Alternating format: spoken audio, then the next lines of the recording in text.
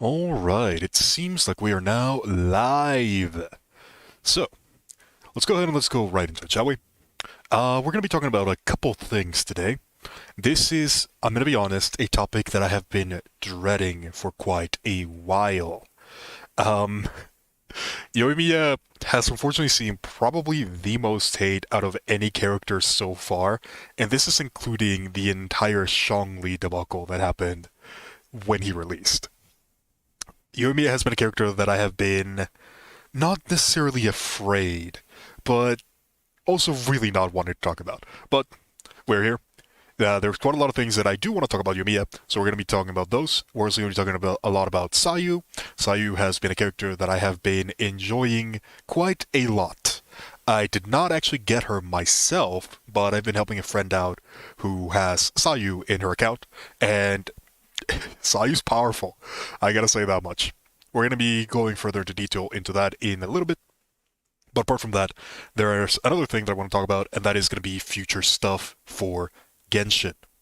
More than anything, we're going to be focusing right now on characters, since a lot of the story-related stuff we still don't know too much about.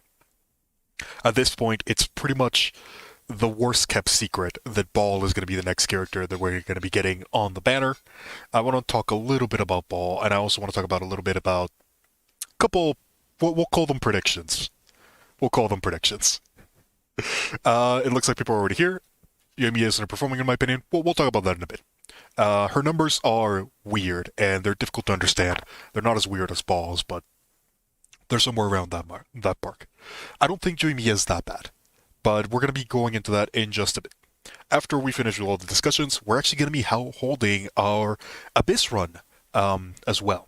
So, a little bit of fun there. The last time, it didn't go so well. We did not manage to beat Abyss within a significant amount of time. Eventually, I did manage to 36 star it. It took a lot of testing, and a lot of things that I learned from there hopefully will be able to help us this go around. So, future stuff for Genshin, yes, you make a really good point. There are a couple things that might actually help Yoimiya quite a lot in the future. I'm mainly looking at the Dendro element. If we take a look at the Dendro element right now, the interaction that you can get with Burning, Burning actually has an insane amount of damage potential that's just hidden. If Yoimiya can enable that in an easy manner, she might honestly be really, really powerful. Right now, Yoimiya's is probably a good enough segue to just go directly into the current topic that's going to be Yoimiya. Yoimiya is a very, very interesting character. A lot of people find her boring. That's understandable. A lot of her playstyle does involve normal attacks, and it's basically normal attack spam. She does, however, have a lot of mechanics that are rarely seen in Genshin. One of the things that makes her normal attacks so special, if you've watched my channel for a bit, you know that I absolutely despise the normal attacks of archers in particular. Yoimiya is probably the only one that I can tolerate, if I'm going to be honest. Her normal attack scaling is actually quite good, and there's quite a lot of good things regarding her attack chain. She is able to hit multiple times. She has divided scaling that, multi-attacks that make her scaling look weird, but her scaling overall is actually really, really high. It is within the highest that we have for normal attacks, period. And that has been one of my main issues when it comes to normal attack archers. Their scaling has been just atrocious. The only character so far that has managed to find a niche within that regard has been Fischl, the physical DPS variant of Fischl. And this is mainly because she has a Crescent Pike-like passive in one of her ascensions. Now, unfortunately, that passive does not work while Oz is out in the field. It can work if you have the C6, but that's just a different conversation entirely. So, physical DPS Fischl, while effective within its own right, has not been meta for that particular reason. It is just not as efficient as other options.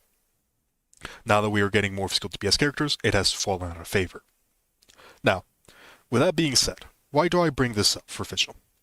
Well, Yoimiya works in a very similar fashion.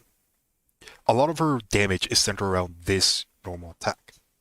And normally that would be seen as a negative, but Yoimiya has one of the most powerful elemental skills that we currently have available. I just noticed that my music is not up. Apologies for that. Here we go. her elemental skill is honestly incredible.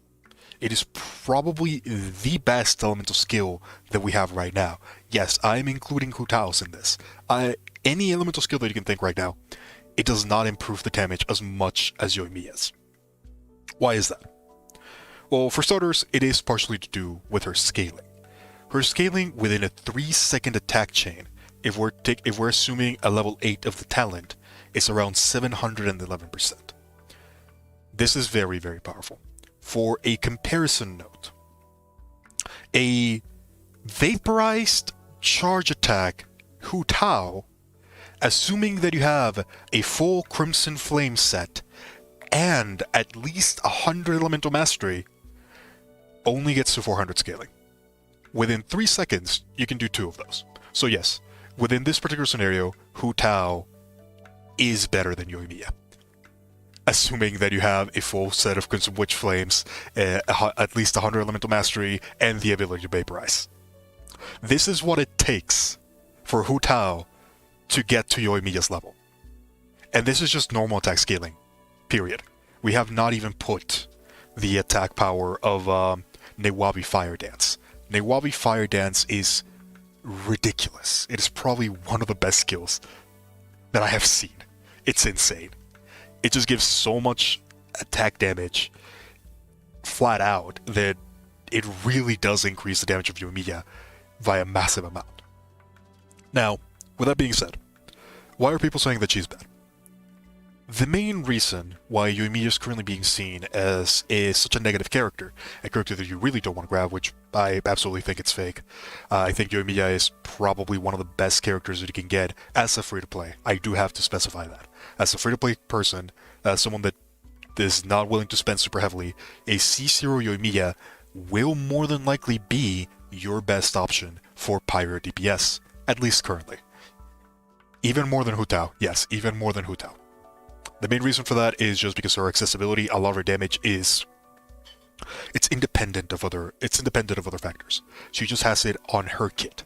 No reliance on Vaporize, no reliance on anything else, just her kit alone. You don't need to worry about survivability, you don't need to worry about much of anything. With all of that being said, she does have a lot of weaknesses, and we do have to get to the point as to why she's currently seen as a character that's bad. The main reason why she is seen as a bad character is because of Vaporize reaction. Vaporize by itself is such a massive damage multiplier that for a lot of characters that can abuse it properly, it ends up breaking the damage scaling. This happens with characters like Ganyu, this happens with characters like Hutao. Hutao can get a lot of power, a lot of attack power, especially if you have this type of Homa. This kind of combination multiplied with Vaporize is what makes Hutao so powerful. Yoimiya doesn't have this. She does not have that massive attack bonus that can break the damage scaling. What she does have is just regular, consistent damage that's easy to access. You're still thinking on pulling for a Thundering Pulse, but support weapons? I'm really confused on Thundering Pulse, if I'm being honest. I don't think it's gonna be that big of a weapon. I do like what it looks like, and it is technically better than other options. I just don't think it's gonna be that useful for a lot of characters. Normal attack, basic attack characters are very, very difficult to make work, especially when we're talking about archers. They need very specific things like Child or Yoimiya for them to be viable. I don't think Thundering Pulse is going to be that big of a deal. It does have critical damage, and that might be its saving grace. In that regard, I don't know, I would probably like to have any other bow that's just more flexible that I can just put into other characters. The attack bonus is nice. That by itself is probably worth the investment if you do manage to get it. I just don't think I would pull specifically for it. That's my opinion on Thundering Pulse. I think it's a good weapon. If you have it, you can use it 100%. I just don't think it's a weapon that's worth going for. Then again, not many weapons are.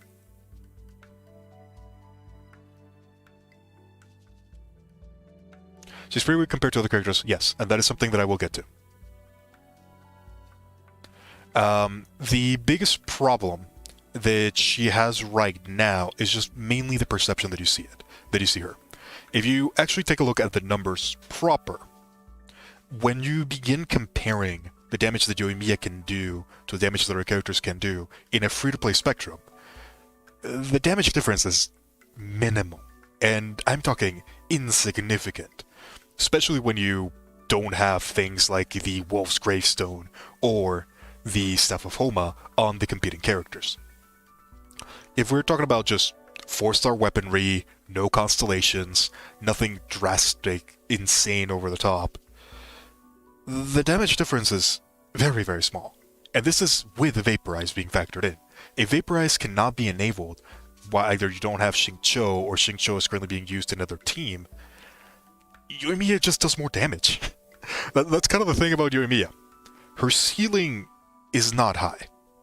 Her ceiling is not high. That is 100% the fact. You will not destroy everything in the game in a single hit with Yoimiya. That's not what she does. Her floor is what's high. Just having Yoimiya, C0, rank 1 Rust, that is already more than enough to compare to what most people will realistically be able to get out of a character like Diluc, will realistically be able to get out of a character like Hu Tao, will realistically be able to get out of a character like Xiao. The thing that makes these 3 characters in particular very, very powerful is that they have exponentiality to them. Basically, the more that you invest into them, the more benefit they will get. So if you go really, really heavy into maximizing that one character, they will eventually be able to bring out a lot of damage, a lot of potential into that regard.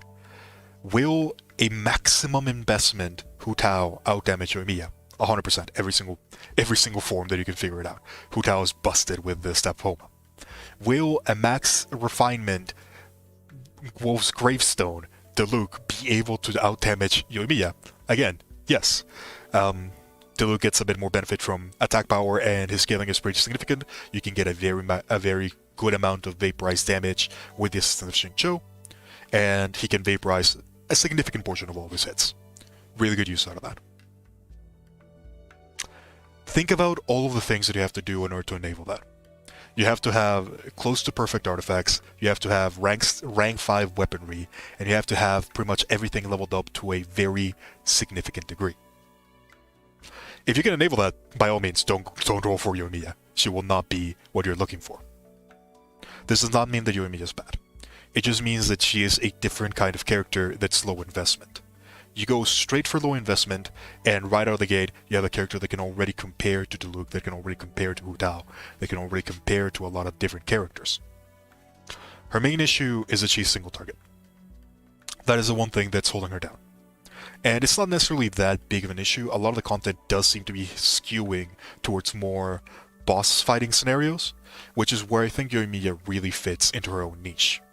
That's where I think that she's going to shine quite a lot when it comes to boss fights. That's where I expect Yoimiya to be one of the better choices. With all that said, she is a very niche character. That I will agree.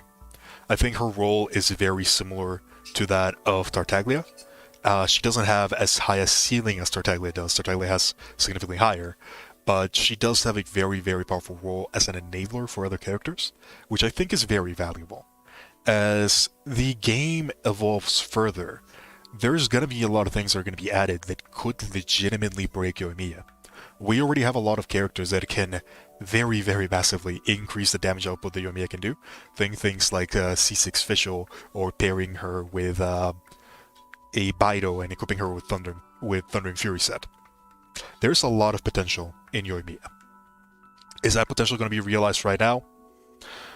Probably not. Probably not. I think Yoimiya is just a fine character overall. I don't think she is busted at the moment, but if I were to look at characters that could become absolutely insane in the future, the 3 characters that I have in mind are Yoimiya, Zhongli. Zhongli is already busted, but he can become even more busted. And probably Xinyan, in all honesty. As weird as that sounds. I think these 3 characters are currently the characters that have the most potential to break the game as it keeps on evolving. So I'm definitely going to keep an eye out on Yoimiya. And overall, I think she's a good character. She's not bad. She's not as bad as people are saying. She's just different. She's not a hyper carry. She's more of an enabler than anything else. And it's understandable if you don't want to roll for her. Honestly, she is very niche. I think her biggest purpose is probably just being like that one really reliable character that you can go back into for consistent damage. That's her strength. She will always deal the amount of damage that she's dealing, which is not low. It's just not game-breaking. That's where Yoimiya lies at the moment. Shinyan how? But what would you rather hyper-invest into a carry? The main reason why you wouldn't want to hyper-invest into a carry, it really does come down to a lot of flexibility. Hyper-investing into a single character means that you're going very, very high into that one character. If there ever comes a point where that one character is not usable, you will be struggling quite badly. And it's not as if that hasn't happened before. Think about floors in Abyss where you have like massive increase to cooldowns. In those floors, Hu Tao is kind of hard to play. Think about different scenarios where you might be fighting elemental bosses or enemies that don't gel well with the way that your character works. Let's just take this Abyss as an example, for example. If we have something that Pyro Hypostasis, you're not going to kill that with Hu Tao. You're going to need something else, and you're also not going to be able to kill that with a character that spreads out their damage over a significant amount of time, like Diluc. Well, Diluc is Pyro, but probably a bad example. Another character that would do that, who would do that? Xingqiu? Yeah, Xingqiu. We'll say Xingqiu. It's going to be really hard to fight these type of bosses that only have a very small amount of short window. So you want to have characters that have a lot of burst in that regard. Genshin is a game that does reward hyper-investing into a single character, but at the same time it also punishes it. And it does punish it quite drastically. It is constantly changing what is seen as viable and what is seen as not. So I don't see hyper-investing into a single character to be that realistic of a result in general. What I think is more valuable is maximizing off-field damage, because off-field damage is probably way more efficient in more scenarios than just a single character that kills everything. Not to say that's a non-viable reform, it's just, in my regard, I value the flexibility more. Because I feel like there's going to be a lot of places where certain characters are just not going to be that good. Whether it be because of their element, whether it be because of the way that they do damage, whether it be because of their time windows for that damage. There is a lot of factors when it comes to Genshin. And you can't have a character that can plan for everything. The only character that gets close to that is Zhongli, and even he has his weaknesses. Xinyan how? Okay, so the thing about Xinyan is that she has a constellation that gives 100% crit. The only other character that has that is the most busted character in the game, in Hu Tao. The reason why I think Xinyan could realistically become a very, very powerful character is when we start getting things like crit buffers. If we ever get crit buffers that affect just a wide variety, we already have multiple ways of reducing physical damage. Or reducing physical defense, my bad. If the game scales to a point where you can buff Xinyan in particular with just a whole bunch of crit damage, the scaling on her burst is already really, really high. So with very minimal investment, you will be able to, at a consistent rate, hit for millions of damage. We already have a character that can do that in Eula. Xinyan is just waiting for something that allows her to do that. The reason why Eula can do that is because her scaling is ridiculous. It goes up to like 3,000%. Xinyan can obviously not do that yet.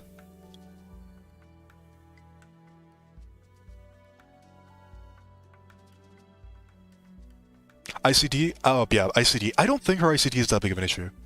It is an issue when you take a look into vaporized compositions, but her internal cooldown with her normal attack is actually pretty high. You're getting a fire proc approximately every 1.2 seconds. That is not bad. Especially as an enabler, that's actually really good. The only place where that's bad is when you consider vaporize. Her vaporizes are insignificant. Like, ridiculously low impact. They're not great. The only one that has a significant impact is vaporizing the last shot of her attack chain, and that one is actually fairly decent, but best of luck's enabling that. It's very hard. You can, in average, do it like once every Newabi Fire Dance if you keep consistent pressure up. It's not easy to do. It's very difficult. ICD is not that big of a problem, except for Vaporize. If you take it into Overloaded actually works really well. And if you're not at the point where you're passing 300k damage with crits on Vaporize hits, then Overload is kind of the exact same thing. That's the thing about Vaporize, that it is an exponential increase and it is very powerful, but you have to get there. And getting there is very difficult. It's not an easy thing to do. You need ridiculously perfect artifacts for you to be able to get access to Vaporize as a viable damage option. It's powerful, don't get me wrong. It is the way that you break the game. It's just incredibly expensive. So if you're not on that form yet, you'll get more benefit out of other reactions.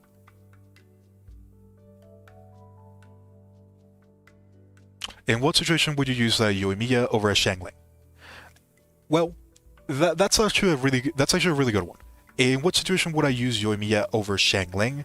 Whenever I don't have Xingqiu, or I would probably pair them together, if I'm being honest. I don't think that would be that bad. A good place where you can use Yoimiya rather than Xiangling would be in pure Pyro compositions, which, funny enough, might actually be Yoimiya and Xiangling with like Sucrose. Add like a Bido for Overloaded or Ball. That might actually not be a bad idea. I'll take a look into that. That could be fun.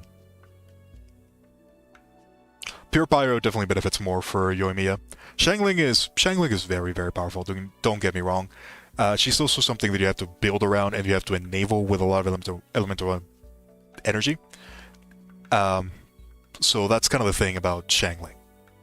She's a really, really good investment. Definitely the one that I recommend most people to invest in as free-to-play players, because she just brings a lot of benefit to the table.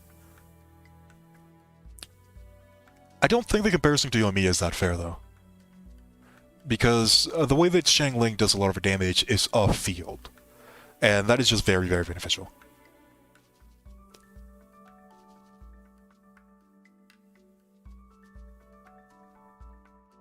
Let's see, let me go ahead and read the others.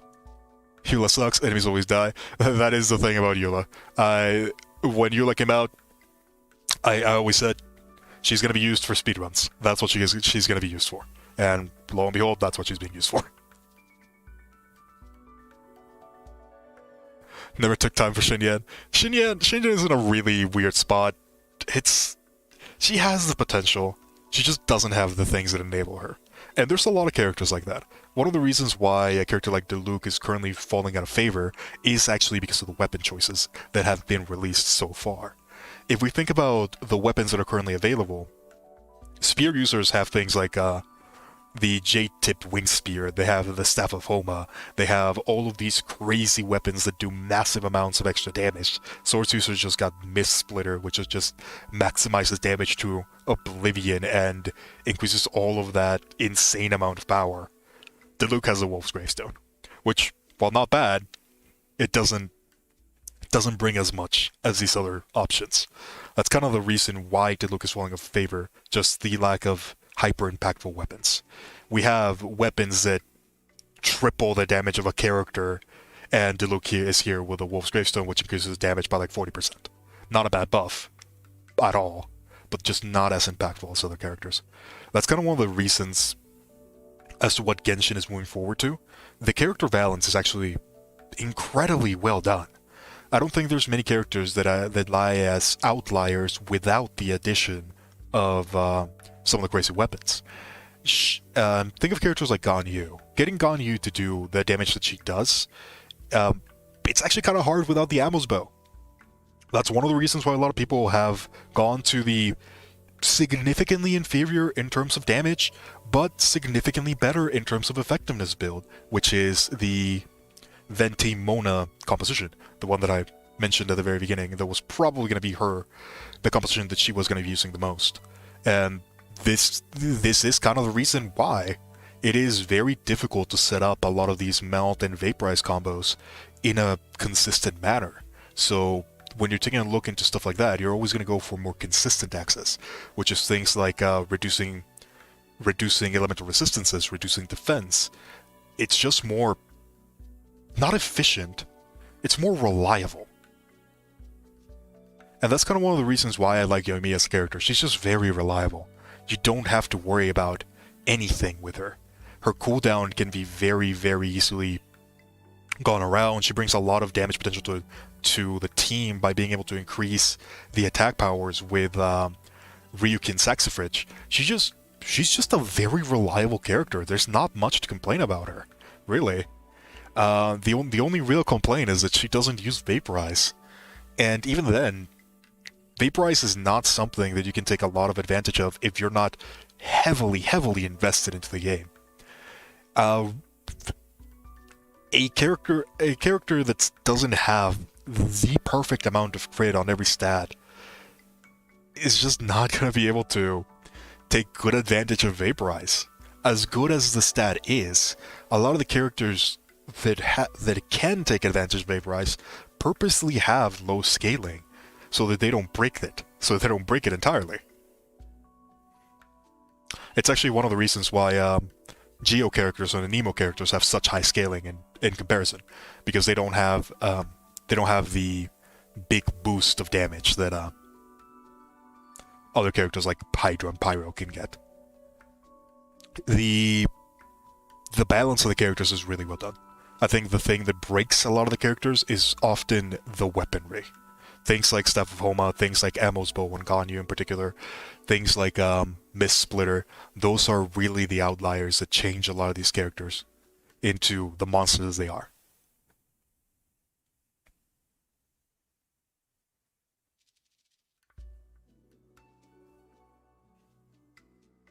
There's a lot of good things when it comes to Genshin.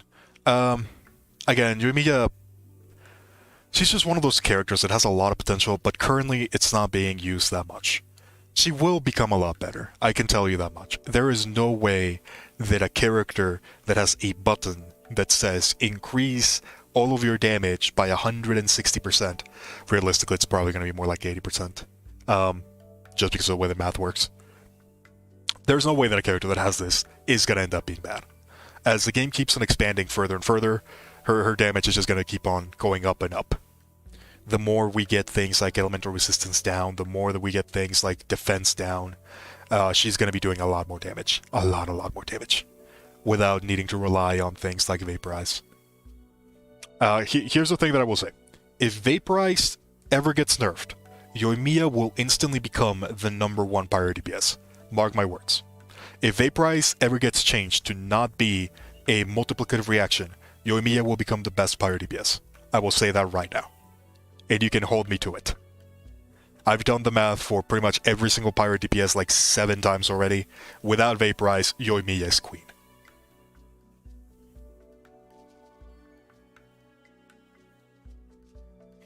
But yeah, that's pretty much everything that I wanted to say about Yoimiya.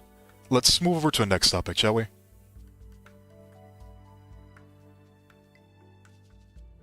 Which is Sayu!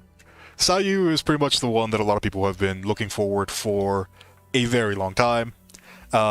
She is the 4th tiny character in the game, and a lot of people are already having a lot of fun with her. Myself included. I did not actually get Sayu. I will say this, while I do find Yoimiya to be a fairly interesting character that has a lot of potential in the future, I would not recommend that you roll on her right now. You have a lot of options that are coming up, and there's a lot of options that are going to be likely more impactful. I know that somebody was mentioning Xiangling further in the past, and I think Xiangling is probably your better pyro DPS at the moment. Not necessarily. Again, if you don't have Shengqiu, Yoimiya might be better. It's just she's also very reliable. She's free already. You don't have to worry too much about it, and she is very powerful in her own regard. So it's kind of a very difficult situation. I think the biggest issue with why I won't say for people to roll on Yoimiya is, well, Ball is coming out soon. Kokomi's coming out soon. We got characters that are very, very impactful in the 4-star banners. While in Yoimiya, we have characters that are good and powerful in their own regard, but they need build-arounds, they need teams, and they just need like this one exponential factor that's going to make them strong that we don't have just yet. Because of that, it's kind of hard to recommend that you roll on this banner. However, a lot of people are doing so because of Sayu, which is who we're going to be talking about right now. Sayu. Man, she is so fun.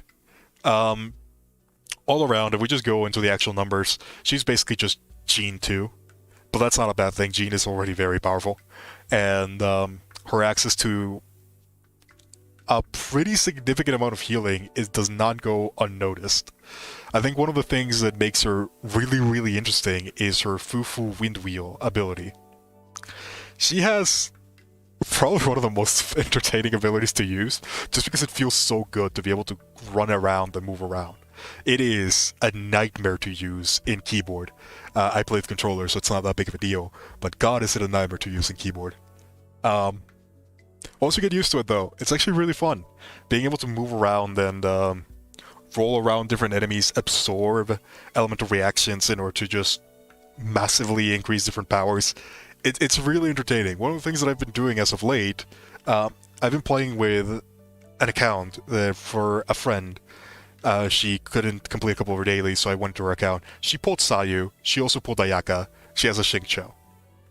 What I've been doing is I've been water-absorbing Sayu and just dropping Ayaka burst and spinning around an enemy to permanently freeze them. It is so fun and entertaining. But that aside, let's talk about how good is Sayu. She's honestly really good. I think she's probably one of the better healers that we have available right now, especially on the 4-star roster. Her ability to be able to proc the banner ear set as a healer is pretty big. And the recent changes to Elemental Mastery has really changed the way that I see Anemo. Before the changes to Elemental Mastery, I thought Anemo was probably one of the worst elements. Now that those changes are now in effect, the multiplication that you can get with the banner ear set plus EM has really, really changed a lot of those numbers. Anemo can very easily get to a significant amount of damage with Swirl alone, which is not something that a lot of reactions can accomplish by themselves. Being able to swirl as highly as Sayu can is very valuable, especially when we are talking about destroying elemental shields. She's not the greatest at it. She's not the most insane thing at destroying those elemental shields, but she's very reliable when it comes to it, which is something that makes her very valuable as a character that can apply the Venereer set, can destroy elemental shields, and can also heal. She's just very good. There's not much else to it. She's not busted in any regard. She's not insane in any one aspect, except movement speed, I guess. Being Sonic. She's just good. There's really not much else to say about Sayu. You can equip her with a Fiboni's Grid Sword, which is what I have been doing so far, and she can actually become a fairly decent energy battery. Not the greatest, Jean is still better.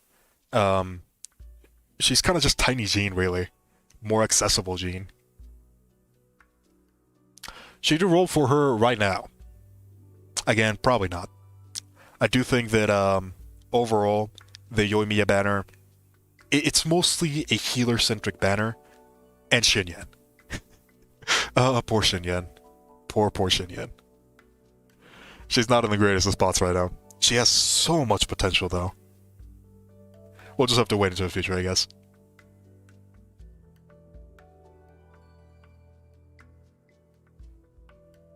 That's kind of where it is right now. It's not a high-impact banner. Yoimiya can be good, but a lot of people already have characters that can do her job, even if Yoimiya can be slightly more efficient at certain intervals. If you already have a character like, let's say, Yanfei, which was the pirate character of the previous banner, and you managed to get your Yanfei to like C2, she can more or less accomplish the same thing as Yoimiya. If you already have your Shanglane heavily invested, which is something that a lot of people already have, well, Yoimiya might be able to do slightly more damage. I'm talking a difference of like what was it? I think it was like 1,000 damage difference over a span of 30 seconds. Yoimiya is very, very slightly better. Very, very slightly. It also depends a little bit on your element of mastery. If you have very high element of mastery, I think it was like 200 or something, Shangling becomes slightly more efficient. There's just so many things that are weird to talk about when it comes to Yoimiya. There's just so many investment numbers, it's weird. The point of the matter is, you probably shouldn't try to risk it. A lot of the characters that you're going to be getting are characters that a lot of people already have. We got Diona as a free character, and Diona constellations, while okay-ish, they're not necessarily the most craziest thing in the world. An extra 15% damage mitigation on a shield that's already very, very strong is not really going to make that much of a difference. And her C6, it was a lot better when we could snapshot EM. It's very hard to use right now. The C6 for Diona, when that snapshot change happened, it becomes very, very difficult to use. There's very few characters who can use it effectively now. Pretty much just Hu Tao. Pretty much just Hu Tao. The value of constellations are not that high. Xinyan, we've already talked about Xinyan. And Sayu, she's good, but she's not good enough for me to say to risk for Sayu. If you don't care too much, probably a couple of rolls is not that bad. I think like 10 rolls is reasonable enough if you're not close to pity, because at that point, if you're using 10 rolls, you have, what, 12% chance of getting Sayu? Was it 16? It's a 16% chance of getting Sayu. And if you happen to get a 5-star, well, you're very early in your pity. That is just a net positive. I don't know. This banner is weird. It's really hard to recommend, despite having some fairly decent things in it. It's just a combination of all these factors. The return of investment is weird. There's very few people who will benefit from this particular banner. Probably because the game has been going on for so long, and we have gotten a lot of these characters in different regards. It's just a weird... It's probably the strangest banner that we've had. Mainly because of all of the factors that are going into it. One of the characters we got for free, the other character is really good, but it's just a lower version of a 5-star that's in the standard banner. The other character, while it has a lot of potential, is very, very difficult to enable, and currently at this point is very, very hard to make work properly. And the 5-star, a lot of the characters we have can accomplish her job. It's weird. It's really weird. I would probably just say, wait for the next time that she appears in a banner. It's probably not going to be that long. Well, I say that. It took Diona like 4 months to be in a banner. Man, it's definitely one of those positions that's really difficult to talk about because there's so many factors that go into it.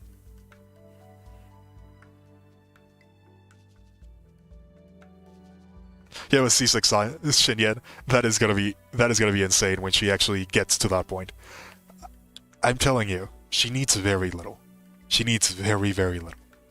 If you manage to get her crit damage to the insane amounts that you can theoretically get it to, because you just don't need crit rate at all, and we manage to get something that reduces enemy defense by a significant amount, she's gonna destroy. She's absolutely gonna destroy.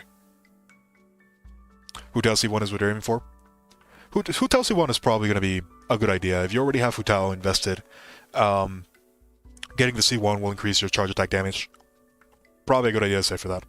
If we are expected to get a Hu Tao rerun sometime in the future, her popularity has rised quite significantly. She was already one of the most popular characters in Genshin just from her trailer alone. Now that a lot of people have been showing a lot of her potential, she's definitely going to be a character that's likely to get a rerun. More likely than Albedo in this case. Albedo? However you want to pronounce it. Amber says Albedo, and everybody else says Albedo. You'll get Albedo when it comes again? That's the one that I've been trying to get because my albedo is already at C1. I got really lucky with that one. And I've been thinking about getting the C2 so that I can use him on my Geo team, which I have been working on for a very, very long time. My Noel is barely at C4 though. I need 2 more Noels. If I can enable that, that team is going to destroy. Albedo had probably one of the better banners, yeah. Having Fischl, I'm pretty sure it was Sucrose and Bennett. Am I remembering that correctly? Yeah, that was the Albedo banner. That banner was insane. Well, we'll see what happens if we get a Albedo again. Yeah, you do barely get to use Albedo. I think one of the biggest problems that he has right now is that his flower is too weak. It just gets destroyed too often, and there's a lot of places where it just gets stuck, and it doesn't do much. We'll see what ends up happening. Right now, we're trying to talk about Sayu, but I keep on getting distracted.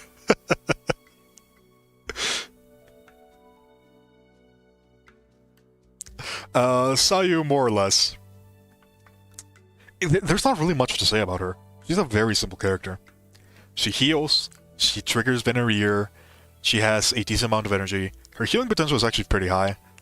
At C1, she deals a fairly decent amount of damage as well, because she's constantly healing as well as applying Swirl. The Swirl on the burst, I'm not gonna try to pronounce it. Daruma something. Daruma Muji? I think that's what you said. It can trigger Swirl a decent amount. It's not crazy amounts of Swirl, because it does have internal cooldown that makes it not Swirl every single hit, which is understandable, but annoying nonetheless. Fufu Windwheel is really, really good. You can trigger a lot of Swirl damage with it, which is surprisingly quite hefty AoE. I was pleasantly surprised when I gave a Sayu just a small amount of EM, the Venereer set, and she was melting things at low level. At higher levels, it's unlikely she's going to be able to do the same, but her damage is not low, by any means. Just I don't know if it's worth investing too much into it. Maybe with a C6. I'll have to run the numbers on it. I just think she's a valuable enough character to where it's worth using her if you get her. I just don't think it's worth risking the pity right now for her. At a different banner, more than likely. She has a lot of value, but not enough to the point where I can say it's worth risking it. If you're going for Yoimiya, if you're already rolled on her, and you already have her, she's really good. She's really good. She fits into a lot of compositions as a healer that can also trigger a Venereer set. There's very little else that you want, really. Man, there really isn't much to say about Sayu, is there? She's just good. There's no big negatives. There's no massive downsides to her. Alloy. We can talk about Alloy because we are going to be talking about future stuff, and she very much fits into that.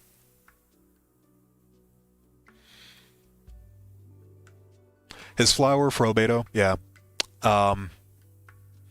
Man, I just wish his flower didn't explode every 3 seconds. That's a thing that keeps me from using Albedo in a lot of scenarios because he has a lot of potential.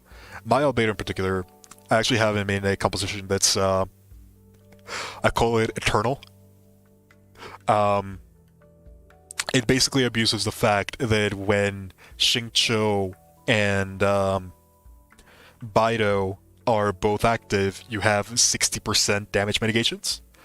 So if you combine that with Albedo, who can generate a crystallized shield every 2 seconds, you are not taking damage. Or you're just not taking damage.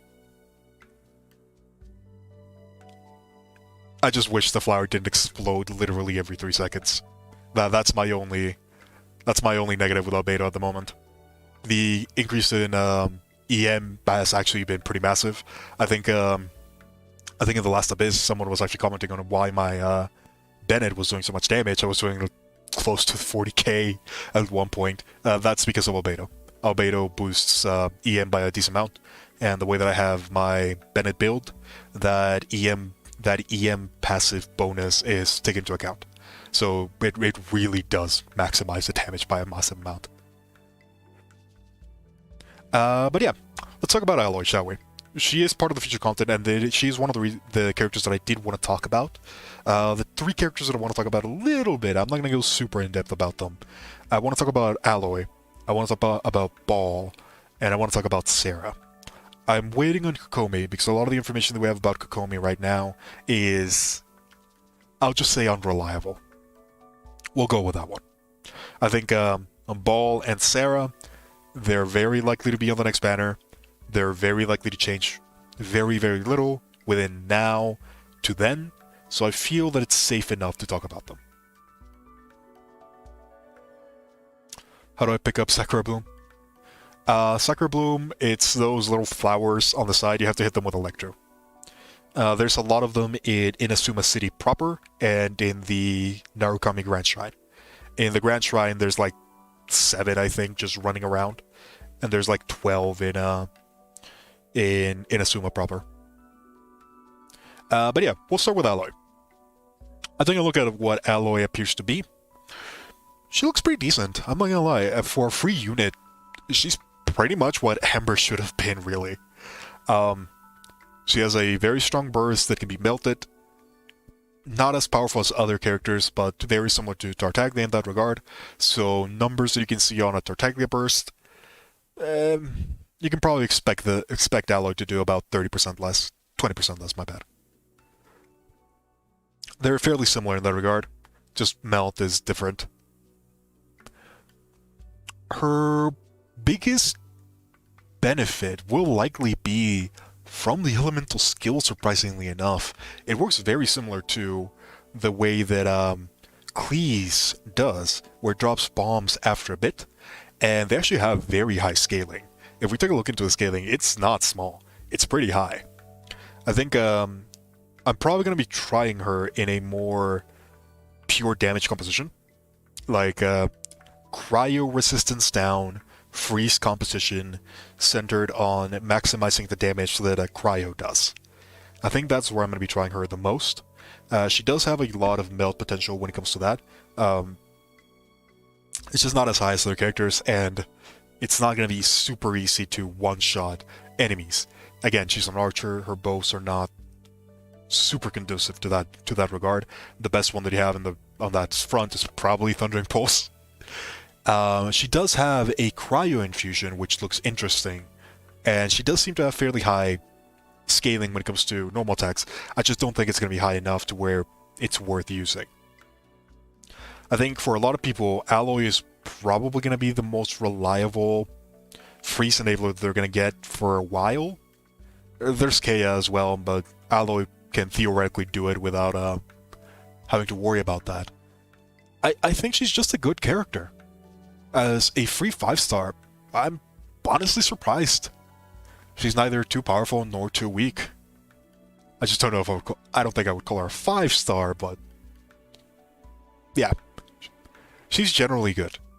One of the compositions that I'm probably going to be trying her in is likely going to be the current composition that I have for my Ayaka, which includes Venti. Now, understandable, it's Venti. That's going to maximize the damage over bombs by quite a decent amount. I'm cautiously optimistic. We'll see what ends up happening. Wait, Venti can't pick them up? Oh my god, really? Has that been made official? That sucks. That sucks. Well, Sucrus it is. Plan B.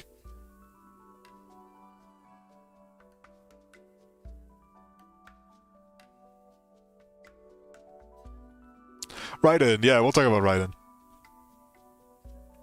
Maybe Alloy will be different, we'll see. We'll see. You have to use a yes, I see. That is a, I vaguely remember that trick, where if you use the hold version, you can lift them up into the air and then you burst. That's probably too slow for it to be worth it. I'll have to do some testing. That could be fun. I don't think it would be good, but it would definitely be fun. One of the things that I wanted to try was to use the sacrificial bow with Alloy to try to get 2 of those automatically, and see how much damage I could pull out with that. Because I'm pretty sure that from predicted data, well, we'll call it that, she drops like 7 of those bombs, and they have fairly decent scaling. She has a lot of burst potential. She definitely has a lot of burst potential. Especially with the low cooldown of her burst. It's only like 40 energy and 12-second cooldown from what I remember.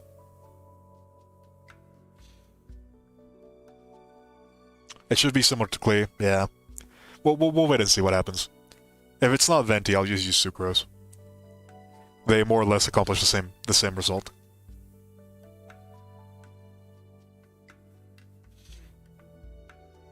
Alright. I think that's more or less what I wanted to say about Alloy. A lot of the things about Alloy are fairly simplistic, really. There's nothing that stands out too much. She can melt her burst for a decent amount of damage. It's probably not enough damage for it to be worth that high of an investment. I'm definitely going to be trying it, though. Bennett plus Sucrose plus Alloy. Then again, Bennett plus Sucrose, that just makes everything overpowered, so... Not really much to say about Alloy herself, more something about the way that Genshin math works. She's just a fine character. There's no negatives either. I think her biggest problem is likely going to be that her normal attacks are likely to be useless. You're not going to use her for normal attacks more than likely. You're probably just going to use her for the elemental skill that has a high scaling and the burst that can be spammed. Burst support, not much else to say. Definitely a lot better than what I expected from a free character that we were not expecting whatsoever. The AoE is pretty big, huh? I've not seen the AoE proper. I've not seen a lot of her animations. The only one that I have seen has been the bombs. That is the only one that I have seen. If the AoE is big, that could change a couple things. That could definitely change a couple things.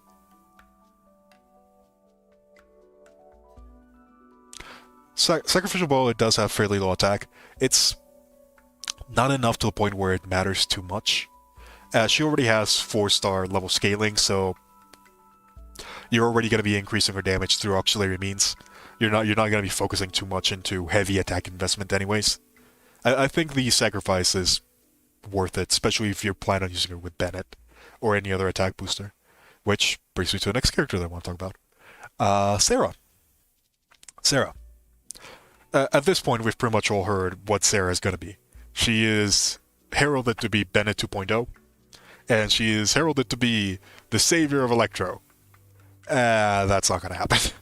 I apologize. That's just not going to happen. What I want to talk about Sarah is a lot of her potential and a lot of the things that she is going to do and a lot of things that she isn't going to do.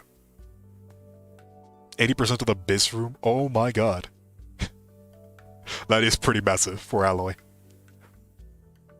Morgana Alloy composition? That is probably what I'm going to be trying. I don't have Ganyu, so I'm going to be using Ayaka instead, but expect to see that at some point. I'm definitely going to be trying it at the very least. But let's go over into Sarah. Sarah. The things that we do know about Sarah. Her elemental skill works very similar, not to Bennett, but more towards the way the Thrilling Tales book works. Essentially, you cast the elemental skill, and it has a short delay. If you switch to another character, that character will get an attack bonus equivalent to a percentage of Sarah's base attack. This is a very powerful buff. This is essentially the buff that Bennett gives. It's just, instead of being able to give it to a single, or except for giving it to an entire party and putting it on a circle, it gives it to a single character. In a lot of ways, this does make it worse. That is just something that happens. It does make it worse. You're not able to transfer that buff to a lot of characters.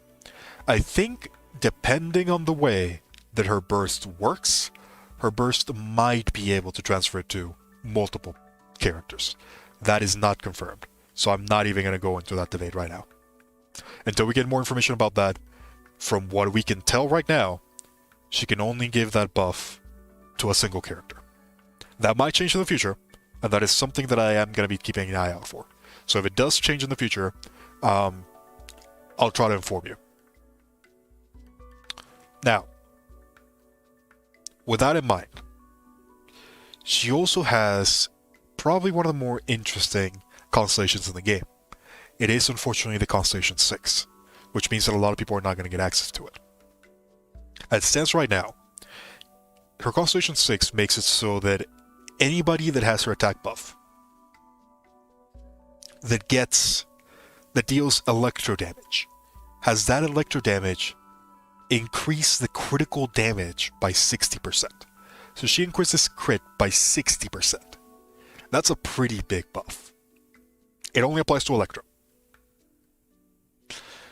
Is this enough of a payoff for electro damage as an element? Frankly, it really isn't. When we think about the things that electro lacks at the moment, it really just lacks... It just lacks like that one defining reason as to why you would use electro as a main DPS element. When it comes to the support aspect, you have a lot of powerful things. You have things like Superconduct, you have Electrocharge, you have Overloaded. Electrocharge and Overloaded can be stacked upon each other, and that can, by itself, trigger a lot of interruptions. It can break a lot of the poise, is that how you say it? It can stagger enemies. It essentially staggers enemies really, really quickly when you put it in that regard. On the damage department, there's not many ways to increase that damage by a reasonable amount. You're basically looking at another element that's very similar to a Nemo or Geo. If you do not have massive scaling, or you do not have a way of massively reducing the enemy's defense, you're not going to be doing a lot of damage. Now, Electro does actually have a lot of ways of doing this. The Venereer set comes to mind, Bido comes to mind. There's a couple characters that can accomplish this. The biggest problem with Sarah is likely that you're going to need too much Electro in order to make it viable. And it being at C6, there's not really that many characters that can take a benefit from it. Ball might be the exception. So will Bido. So with those two characters, there might be something that you can do. But at that point, you are essentially having 3 Electro characters without any real massive payoff. I think it's good enough for a team composition, but it might just be a bit too gimmicky for it to work properly. Does this mean that Sarah's going to be bad? No, not at all. She's going to be really powerful. You're going to see her in a lot of compositions that are going to aim to maximize the damage of a single character. I think she's probably going to be fit. She's probably going to fit not into Electro teams, but rather into hyper carry teams, where you have a single really, really powerful character that you just want to buff to oblivion. I'm thinking characters like Kan Yu, characters like Hu Tao. Maybe even Xiao will make the cut, in all honesty. I can definitely see that. Some people replacing Albedo in one of their compositions for Sarah. It is possible. And you might see it. I think as the character that's going to change Electro forever, she's not going to be that. But she's going to be very good. Her attack power buff is not as strong as Bennett's, but it is still strong enough to the point where it is a worthwhile investment. I think Sarah is going to be good. Her burst potential is also fairly high. The AoE looks kind of awkward to use, but it is AoE at the end of the day, so it's probably going to end up being just a relatively good burst. I don't see any major problems with Sarah at the moment. The only real thing is that you shouldn't expect Sarah to change Electro. She's not going to. She's going to be a really good damage buff, but she does not change the condition of Electro by any means. I think what Electro needs right now is probably just a way to reduce the enemy's defense that's not linked to constellations. There's a Venereer set, but pretty much everything has access to that, so it doesn't really bring Electro up. It just puts it to an equivalent level. Ball, Sarah, Beto, Bennett. I can definitely see that working. Have have Bennett like the main DPS and just spam Bido and Ball for massive overloaded damage. That could probably work. I don't think it would be the most efficient use of those characters, but it would definitely be very, very survivable. And you'd definitely get a lot of damage from it. Mono Electro, let me introduce myself. Mono Electro, it's interesting. It definitely works, and it's something that I'm using at the moment. I have Mono Electro team. Not properly Mono. I do have Xingqiu in it for Electro Charge because it does make more damage with my current characters. Makes more sense with my current characters. I'm using Sucrose, so that's why. She's a fun character, and she's probably going to open up a lot of very, very interesting combos we're going to see in the future. I'm happy with Sarah, and I'm probably going to be rolling very, very heavily into the Ball banner, so we'll see how hefty her burst can hit. I definitely do plan on trying to test out Sarah and Ball whenever they come out. Right now, I'm currently 20 wishes away from getting a guaranteed pity for Ball. So when that happens, we're probably going to be doing a wishing stream when Ball's banner comes out. I'm going to be doing only single pulls, so it's going to last a while. But that's going to make it more interesting. We'll see what we end up getting. I think it's going to be fun. Bido C6 does decrease elemental resistance. It's locked behind a C6. And 15% doesn't really change the damage numbers that much. The main problem why Electro is seen as a negative element right now is because it lacks that oomph. It lacks that massive damage spike that a lot of other elements can enable. If we think of characters like Xiao, for example, one of the reasons why people recommend Jean is not only because of the energy recharge, but because Jean at C6 reduces the anemo resistance, not C6, C4, reduces the anemo resistance of enemies by 40%. At that point, that is such a massive boost in comparison, in conjunction with Xiao's scaling, to the point where you can begin to see the damage that Xiao whales can basically accomplish. It's very expensive though, and that's probably one of my main downsides when it comes to Xiao, and when it comes to characters like that. It's just way too expensive. That is one of the reasons why Xiao can be really, really powerful. Because of that very powerful scaling accompanied with resistance reduction. Bido is already at the point where she is accomplishing that at a very similar rate, but it's just not enough to differentiate her from other characters. They're very close though. They're very, very close. And with the addition of Dendro, we might see something change in that regard. If Dendro ends up becoming a multiplicative element for Electro, which is something that I would personally like to see, we might see some very hefty changes in the meta. Right now, Electro is not necessarily weak, but you're not going to see a lot of strong Electro characters that are in the main DPS role. You're mainly going to see them as supports. Think of Bido, think of Fischl, think of possibly Ball, which brings me to the last character that I want to talk about. Ball.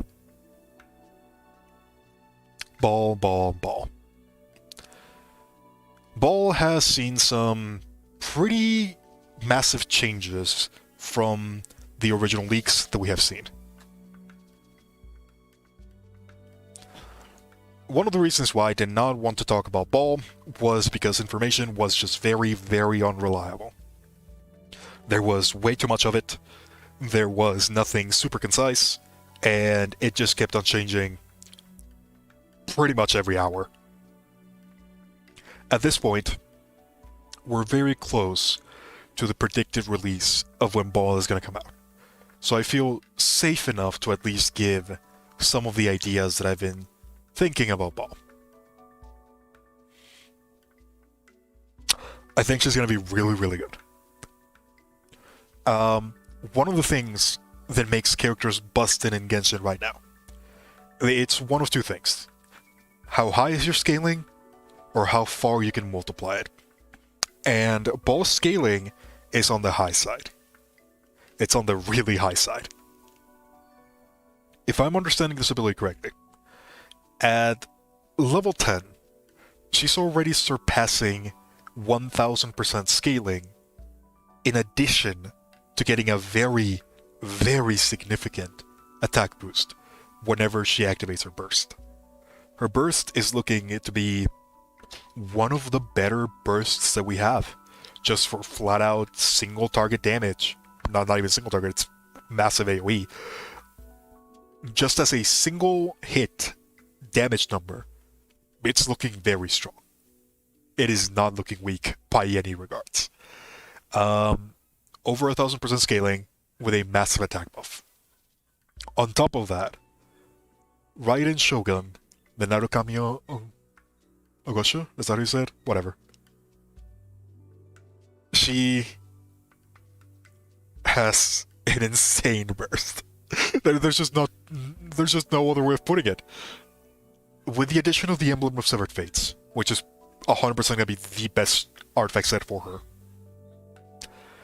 in addition to her passive, which appears to give her appears to give her elemental damage bonus based on her energy recharge in a very similar way to Mona, the multipliers that she can stack on this one ability are very, very high.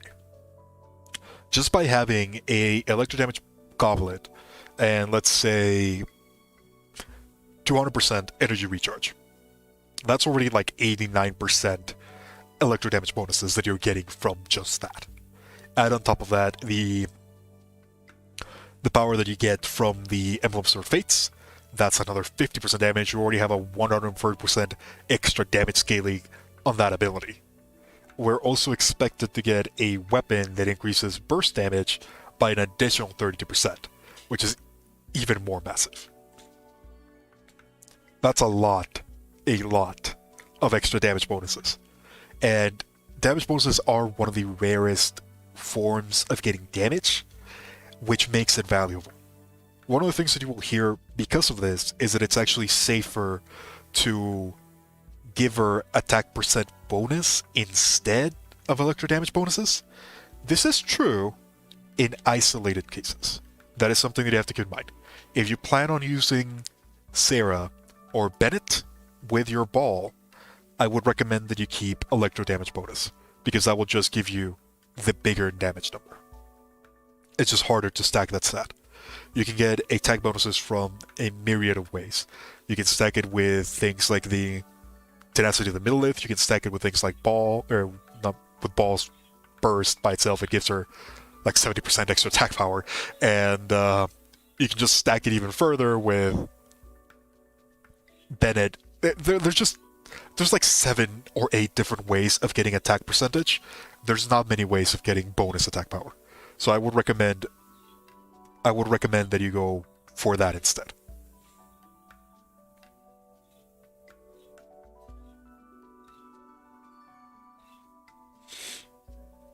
Better weapon than Staff of Homa. The new weapon for her, the what's it called? Kagetsuchi's Light or something? Grass Cutter's Light?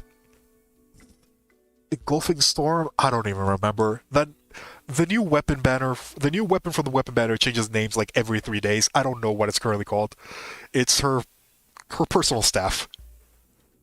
Her personal staff. It's good.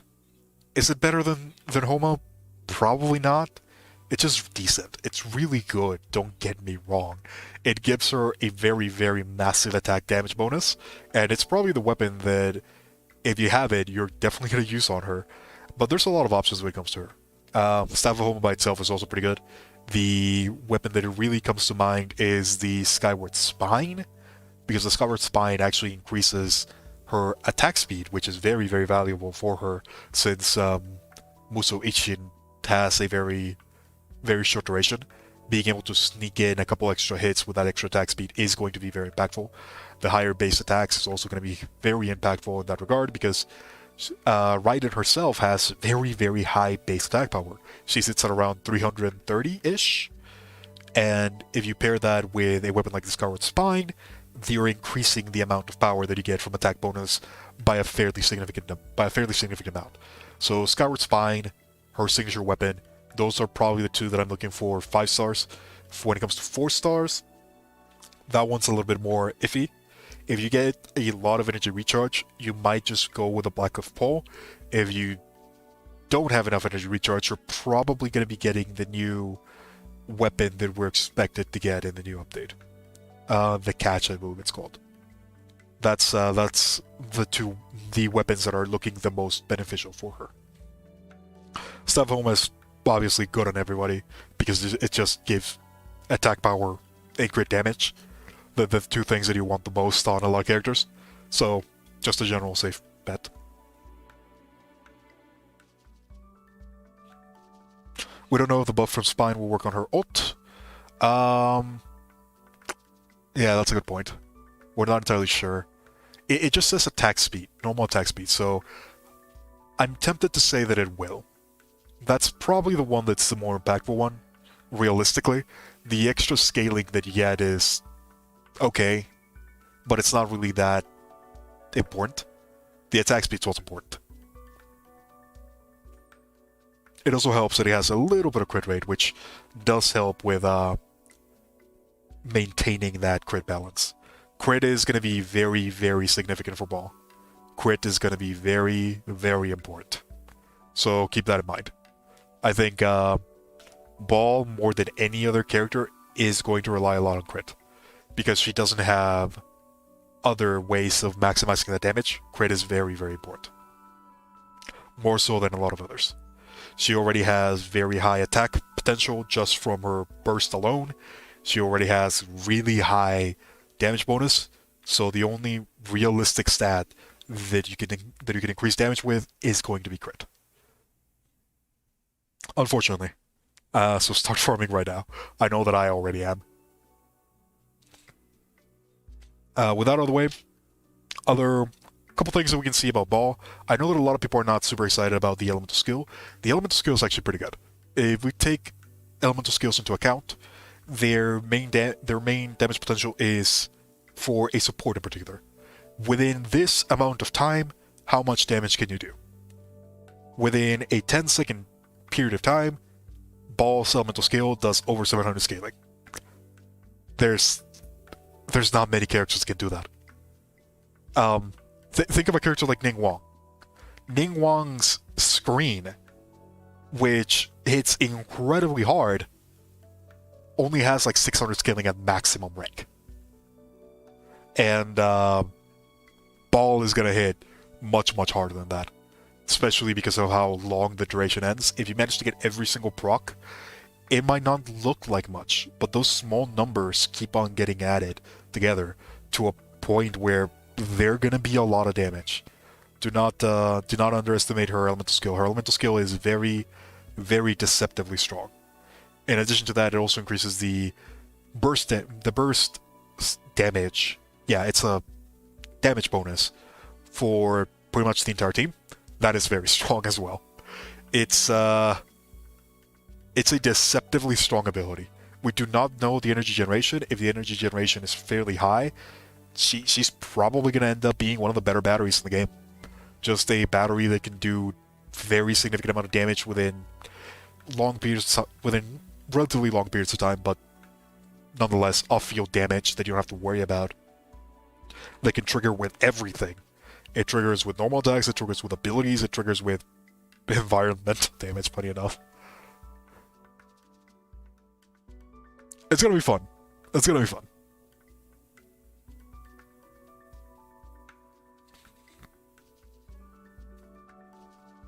You're gonna skip Ball and wait for Yae? Yae is another character that looks really interesting. We don't know anything about her so far. I think we know that she's gonna be a catalyst user. I like her design quite a lot. I'm curious to see how she ends up. If design alone is already selling me on her, but I definitely want Ball. I really need a battery for my Noelle team, and she kind of fits the role perfectly. Am I getting Ball for a meme? Yes, 100%. I was gonna get Hu Tao for a meme. Nonetheless, I'm gonna roll really high into Ball with a lot of my saved promo gems. So we'll see how we end up going. Her main thing is She's going to be a really powerful battery. Muso Ishin energy generation is very strong. I think at a reasonable rate, you're going to be getting around 20 energy for the entire team, in addition to all the damage bonuses that she can provide. At a bare minimum, she's going to be giving probably around, what was it, a 15% extra burst damage to every single one of your characters, in addition to a relatively high amount of scaling from an off-field character. She's gonna be good. She's gonna be really good. I'm excited for Ball. You want Ball as well for Yoimiya? I was looking into that. I was looking into Ball Yoimiya combos, and they do look very strong. I think Ball and Yoimiya is probably the better combination for Yoimiya. Ball looks very flexible as well. I think she's gonna fit in a lot of teams. Electro charge compositions with Sucrose is probably where I'm going to be seeing her most. But just everything in general, we're going to be seeing a lot of Ball. We'll just leave it like that. We are going to be seeing a lot of Ball. I'm also taking a look into the numbers with her higher constellations. I think one of her constellations reduces enemy defense by 60%, which is ridiculous. I think it's only for her though, because it's an ignore, not a reduce. So I'm going to be taking a look into the numbers for that once we get more concrete data. I think regardless of what happens, she's going to be good. Oh man, that took a little bit longer than I expected, but with that out of the way, I think we're pretty much done with what I wanted to talk about, so we're pretty much going to be going into Q&A. In addition to that, I'm also going to be moving away from the screen, and we're actually going to be playing a little bit of Abyss, as my Ayaka is now screaming at me. So yeah, we're here, and we're pretty much going to be moving over into Q&A. So if you have any questions regarding anything that we've talked about, or anything that you want to know, please go ahead. We're going to be trying to do a little bit of Abyss. I know that Abyss Reset, I do not know what to expect. It's probably going to be just as hard as the other one, if not harder. We'll see what we get. Let's see. Whenever the character obtains an elemental orb or elemental particle, the character will unleash a shockwave that deals damage to surrounding opponents. So it looks like this is a similar thing to the one that we had with the shield. Oh boy, that means that it's going to be a lot harder because we don't have the defense down anymore. So it looks like all of this has remained the same, which is okay. I'm not super worried about the early floors. Oh boy. Yep, this one has not changed. We're gonna have a lot of fun with this one, aren't we? Oh boy. Looks like it's still the exact same Abyss. We'll just see how far we can go. I'm not gonna worry too much about stars. We've already been stringing for quite a little bit. But yeah, I'm curious to see, how are people doing in this particular Abyss rotation? I think this is probably one of the worst Abyss that we've had in a very long time. I am not a fan of this one. It is just very annoying for no particular reason.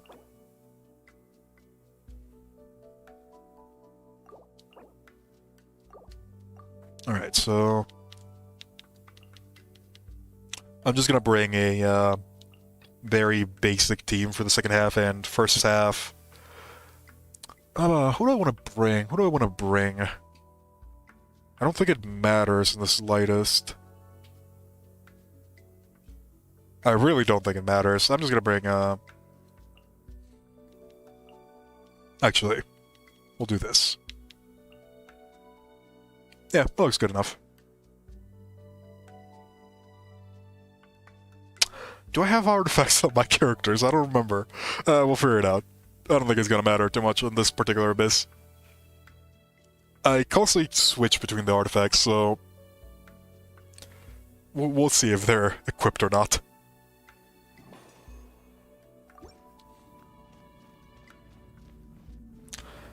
Dilutions, that's a good question. That's a good question. I think Dilutions has been one of the things that I've been most interested about for quite a while. We have seen a couple characters that have Dilutions, and at least one of them has actually become playable. I know Diluc has a delusion in the comics, so who knows, maybe we'll get delusion Diluc at some point. Enable delusions for Harbingers. I do think that's going to come at some point. I don't think it's going to come anytime soon. If we think about Genshin, a lot of the ways that they're going to be scheduling a lot of the releases has to be very, very differently. I think this year they're probably going to be focusing a lot on elemental reactions as well as things like the electro and all of that stuff. I think this one is going to be the year of balancing, more than likely. This is probably where they're going to be putting a lot of that effort into. The next year is more than likely going to be the release of Dendro, where they're going to be putting a lot of Dendro characters. They're going to be trying to expand on that regard and fully finishing the elemental reaction system. Once that's done, I think that's when we're going to start looking into delusions. If I were to bet, we're probably going to be getting delusions either during Snezhnaya or one before. That's probably where I would put delusions to be at. They're likely to come, but they're not going to come for a while. If I were a betting man, which I'm not, but I would probably put it at like year 5, if we even get that far.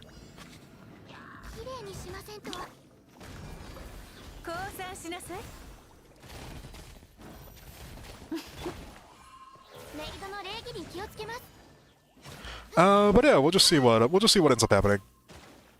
I think the illusions are going to be pretty good. Ah, it looks like we have a Russian man in the chat. I apologize, I cannot read Russian. It is one of the languages that I want to try to read. I do find the language to be very, very interesting. One of the more logical ones.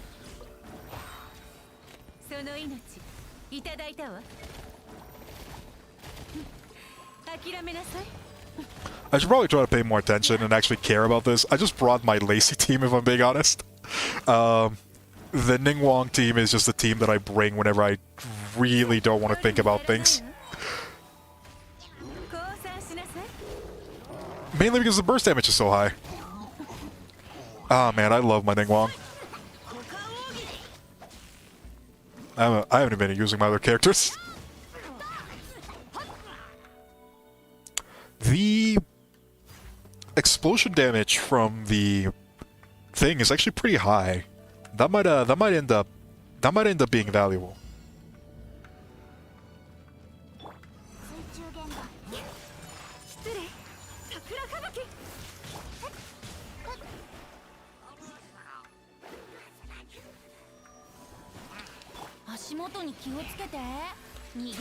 Can I pull the other one? Yes. That's good. I'm not super worried about the early levels of Abyss right now. I think they definitely have their own challenge.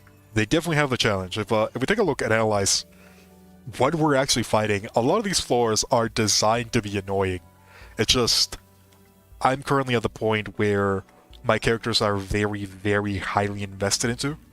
So things like my Noelle is never gonna die. And even if these guys were to, for example, drop their shield, I probably have enough damage to where I could just kill them through it. Like here, my Noelle is still just destroying it. So I don't really care too much about it.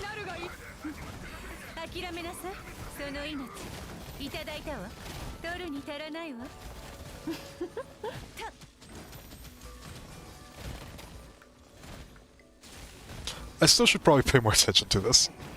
Another thing that I want to do, I do want to change the music to where it's something a little bit more active.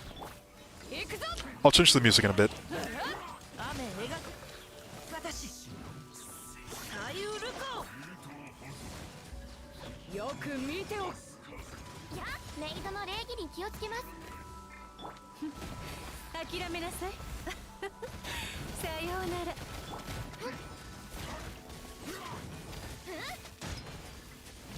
This is very much the Lacey team. As you can tell, this is maximum power Noelle with a ton of resistance from both Baido and Xingqiu.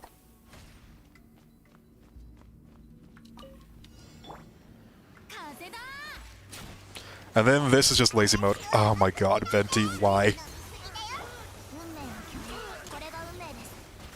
I am not a fan of Benti, and this is something that I have made known multiple times.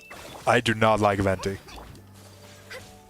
He just feels very, very clunky, and I don't like how unreliable the burst direction is. I almost wish that, oh wow, Diona, really? As I have, the same thing that I'm saying about Venti, about how unreliable the direction is, Diona just proved me wrong. I do kind of wish that a lot of the bursts that work like that would have like a hold version, so you could decide where they would go. I feel like that probably wouldn't be that difficult to implement, and it would really, really fix a lot of my problems with a lot of the characters we have right now.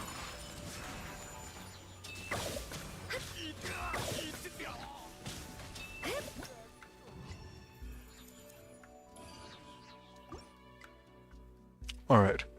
Let me go ahead and switch the music really quickly. We'll go into something a little bit more active.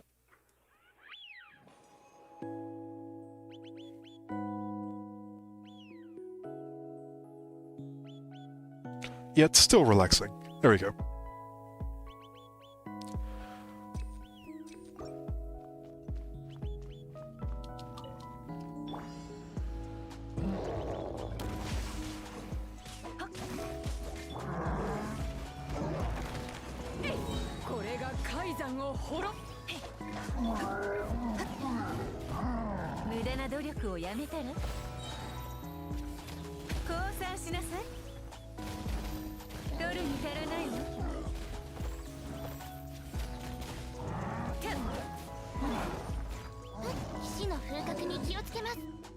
Ah, quite nice.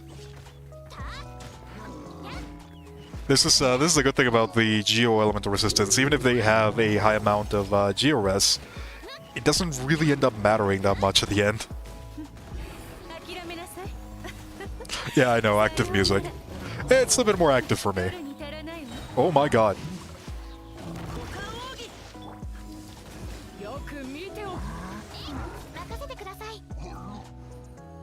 This is my party music. Not really, but it's just more. It has more. It has a more. It's still relaxing, but at the same time, it's not silent. You can still hear. You can still hear the music. That's kind of where I'm coming from.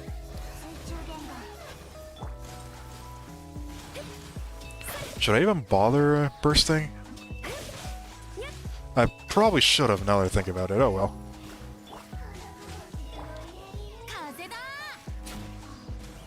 I'm just gonna burst.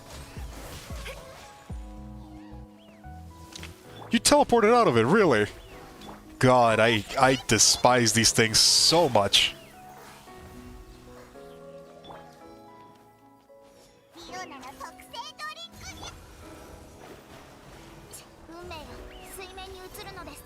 Alright, let's just do that.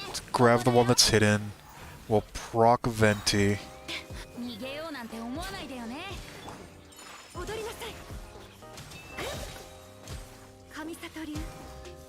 That should be enough. Alright. What do we have for the second floor of Abyss? I don't quite remember. I do remember it being annoying. I don't think we're gonna have too much troubles in the early levels. I do have enough bursts to a point where I'm not really worried about much of anything. The only one that's annoying in the early floors is the Pyro Cube. I just gotta make sure that my characters have artifacts. Okay, so you're good. You're also good. You're okay, and you're good. Okay.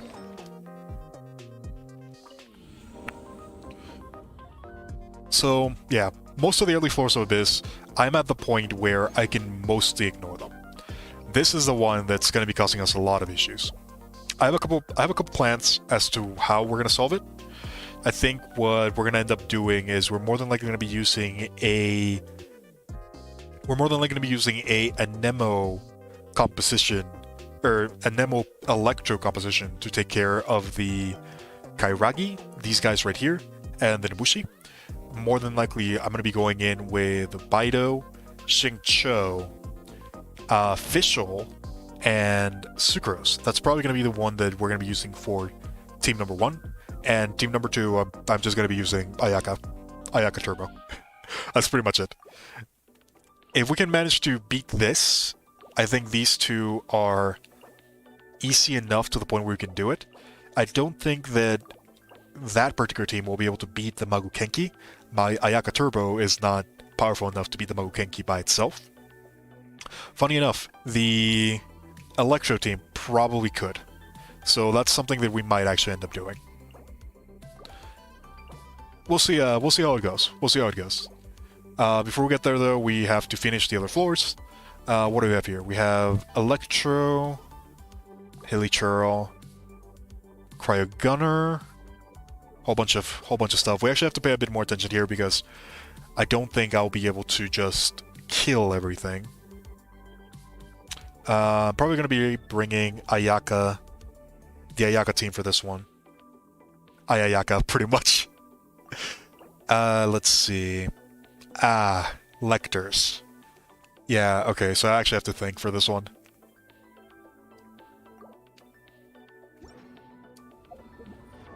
Let's see.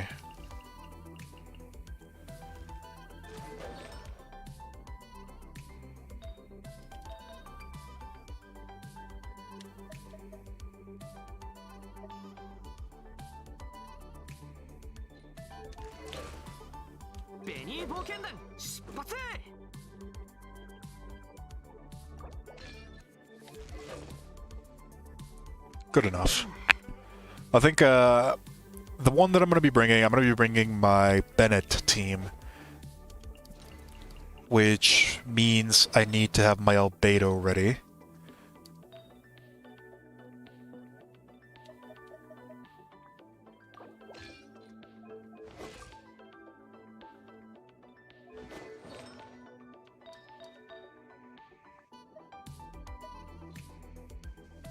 Yeah, this is good enough. You love the theory crafting? Yeah, that's, that is the one in domains, if I remember correctly. It's like the... I don't remember from which domain I got it from. I think it's the one, it was one of the story from the one that I got it. I think other domains end up using it. It's one of my favorite pieces for Genshin in particular. It's just very relaxing, and it has a very nice theme to it.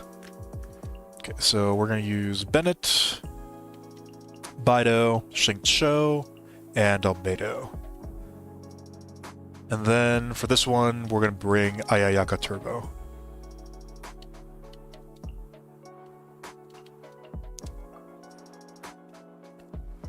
Alright. Ayayo. This should be strong enough to deal with most of everything. I'm not worried.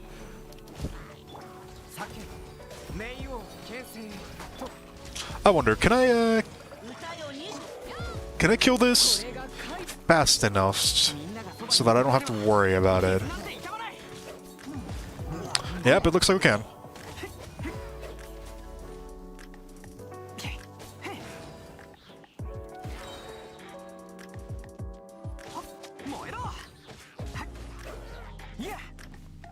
That explosion is actually really nice. I'm happy about that one.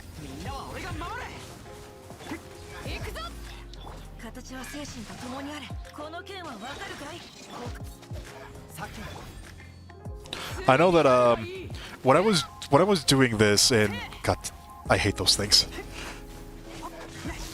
When I was doing this in the low level account, that wizard was actually causing me a lot of issues. Oh my god, do that again. I will kill you and your entire race.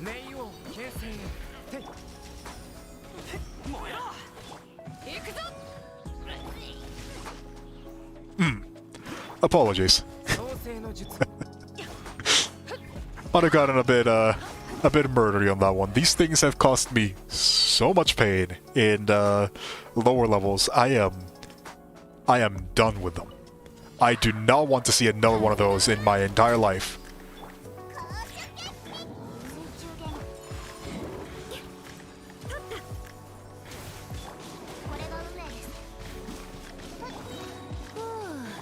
I know I did that wrong, but I just wanted to bring the damage up a little bit.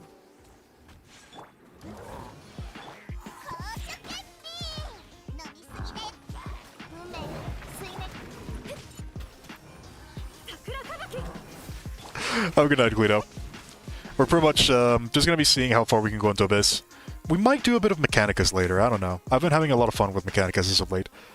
That is something that I did want to talk about. How are people enjoying the mechanicus? I've been having a lot of fun with it.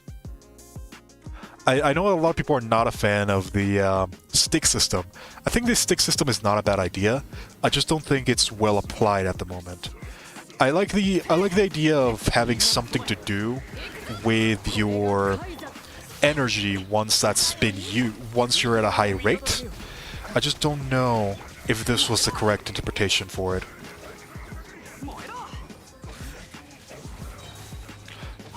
I've been enjoying it a lot though. I find that a lot of the towers feel a lot more impactful than in the previous ones.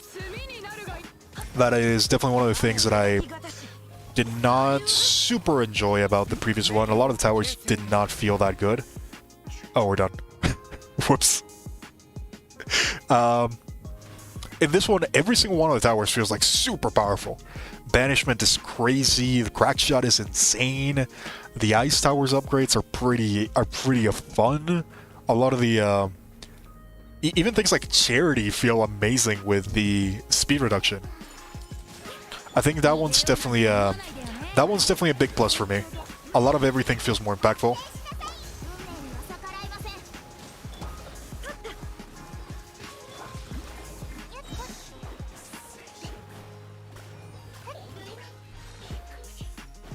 So you managed to escape. That's fun.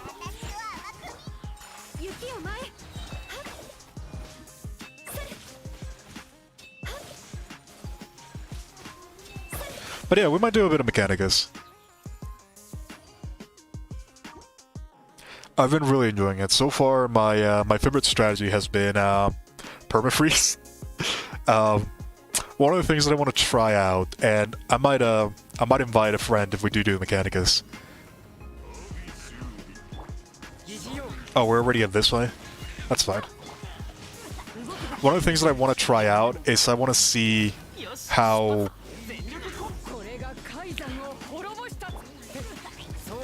I want to see how far we can take the freeze damage.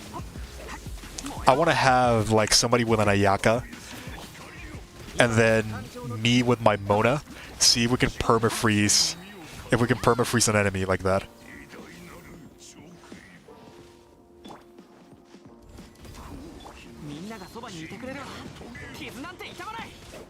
All right, so this should be easy enough. We have Ayaka on the other one. I've pretty much memorized the pattern of these guys now. So much to the point where I'm pretty much just doing it off of instinct now. I'm not even looking at the screen, I'm looking at the chat.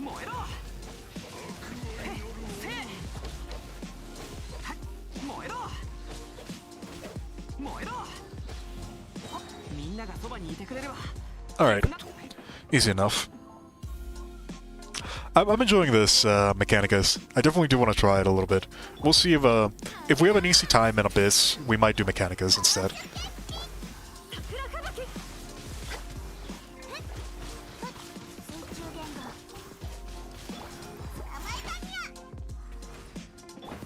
Are you still not in your... Oh, there you are.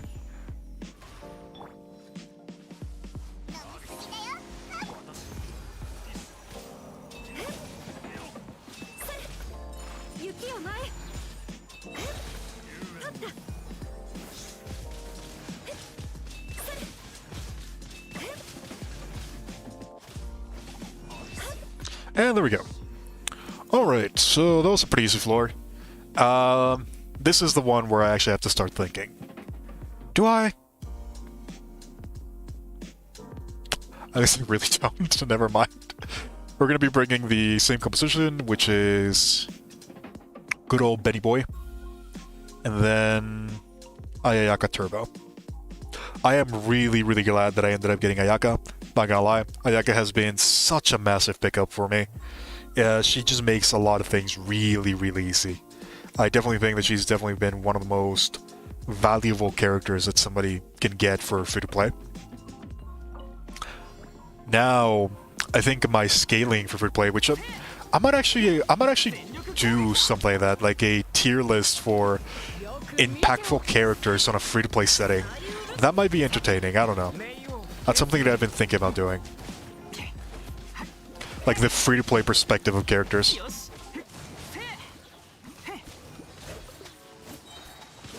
But Ayaka has definitely been super high value there.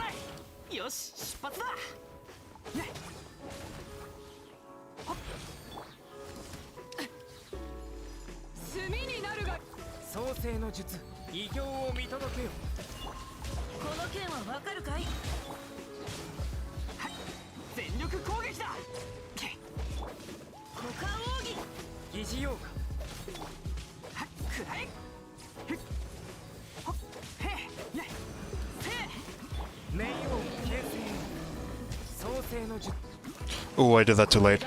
Ah, that's fine. It's not the end of the world.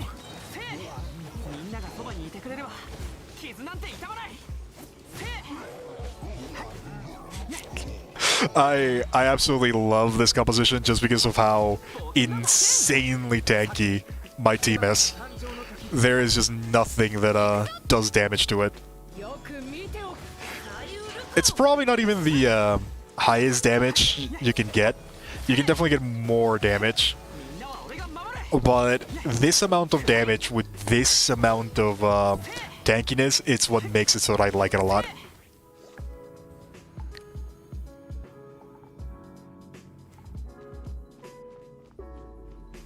Alright, we'll see what we're up to. Oh, 2 of these. Lovely. Another round where Venti's absolutely useless. I don't know why I hate on Venti so much, he's good. I just don't like him.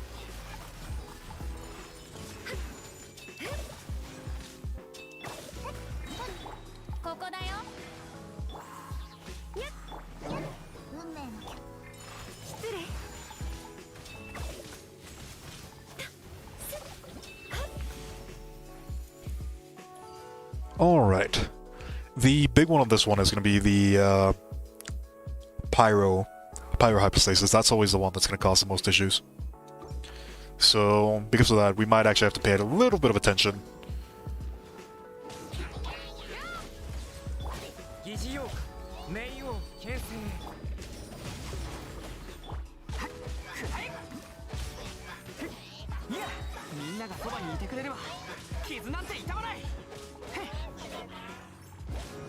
This one has the annoying Hydro one. The one that increases the cooldown rate. Thankfully we do have Venet, which can somewhat mitigate that.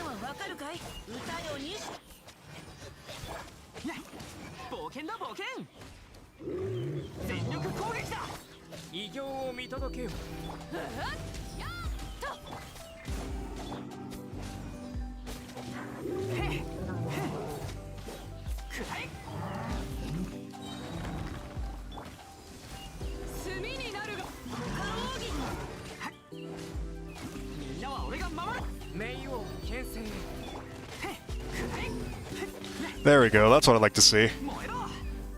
Those nice 34k, 36 on that one. Love to see it.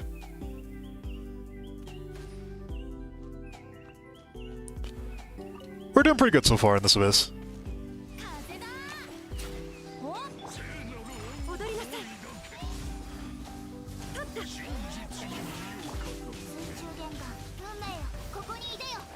I need to get better at using that first. I always use it late because I feel I'm still used to not having my Mona ready all the time.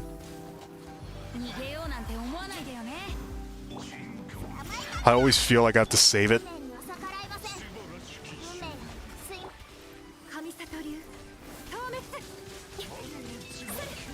I should probably deal with you, shouldn't I?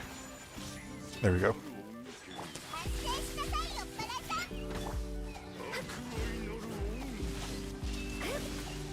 Oh, you know what? I probably... Yeah, I definitely messed this one up. I probably should have tried to get Ayaka's burst first, so that I could deal with the Pyro one. I don't think it's going to be that much of a problem. I can probably just use Diona and still get it. This is the one where things start to get complicated. We need to be able to kill Dayleth relatively quickly, which is why I brought Bennett. Let's see if I can get him to become stuck here. There we go.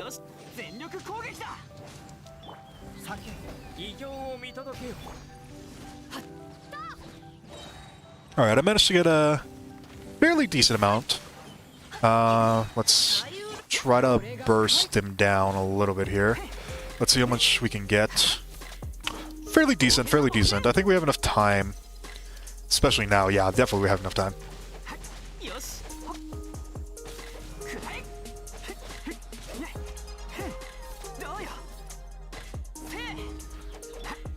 Oh, really? Come on, come on, be a quick one. That's good enough. Okay, perfect. So now we should have about 1 minute 30.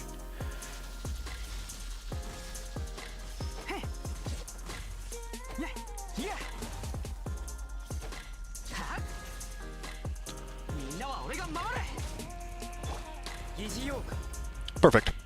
We have, I think we have enough time. We definitely have enough time for, this one. It's gonna be fairly difficult because this guy likes to be annoying.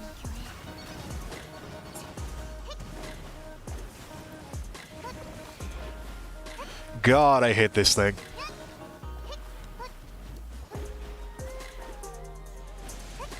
On, the other account, which I don't have Mona, I was using Barbara, and she actually did pretty good for what it was.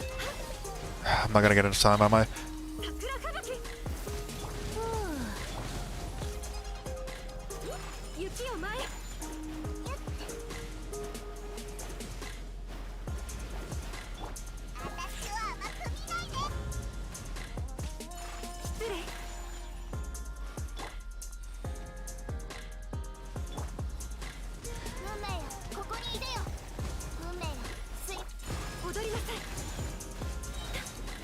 God, this is the one that's really, really frustrating because you just don't get enough time.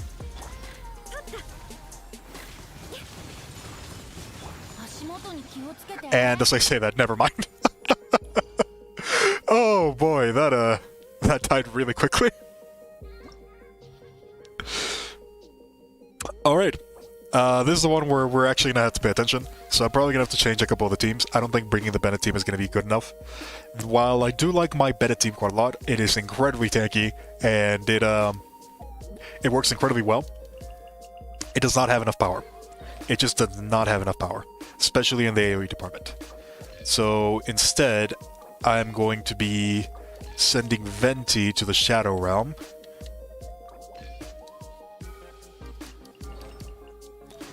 Not really to a Shadow Realm, I'm just going to be giving him a relatively bad set of Venereer. Because realistically, my Venti does not need to be good at Venereer.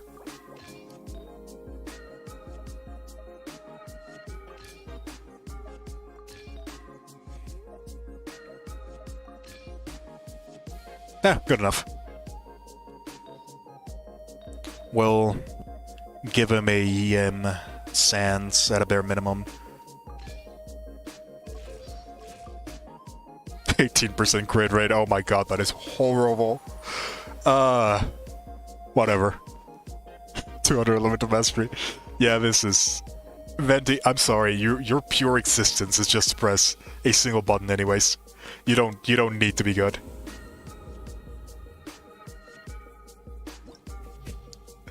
Alright, so... let's see.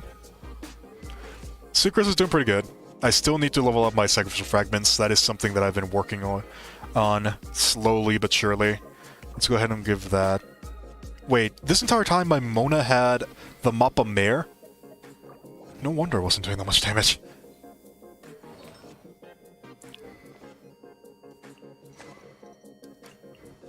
I actually have to make sure that every single one of my characters has what they need to have. I'm working on Severed Fates for Mona. It's a work in progress, but I've been doing pretty good. I managed to get this really nice energy recharge one, which has crit rate, and it actually rolled into crit rate multiple times. I have 11% on it. I'm really happy with this one. And it also rolled into attack a little bit. It did roll into defense once, which was unfortunate, but it's whatever. I'm really happy with this one. I also have this feather right here, which not the greatest, not the worst either. It's the best one that I've had so far. A lot of crit rate, which is pretty nice. And then I ended up getting this part right here, which is beautiful. Has a lot of crit rate, a lot of crit damage. I'm happy with it. I'm really happy with it. I just need a... Why the hell do you have electric damage bonus? Oh man, I really need to take better note of where my characters are going. My god. I'm really happy with how my Mona's looking. I think she's looking pretty good. Alright. So, official. We're gonna be bringing our official, so energy recharge, survivor's catastrophe. Let's go ahead and put that in. Let's put that, and then stringless. Good enough for our purposes.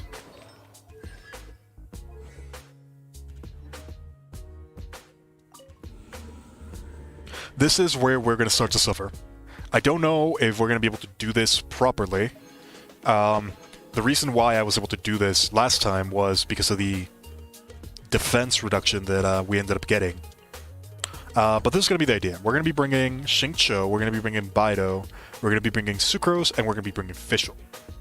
The main idea of this is that we're going to be abusing a lot of the AoE that we have with Electro Charge, as well as the just Venereer set in general. Hopefully this is going to work out the way that I expect it to. We do have a lot of damage with our Baido. She's going to have to carry a lot of the team. We have a lot of energy generation thanks to Fischl, and Xingqiu is Xingqiu. I expect this to be able to do enough damage to where we can get enough time for Ayayaka Turbo to take place. Venti exists. He's going to group up enemies. Hopefully that's going to be enough. We'll have to wait and see. I'm not super confident about this one. I'm going to be honest. I don't know if I'm going to be trying super hard for 9 stars on Abyss.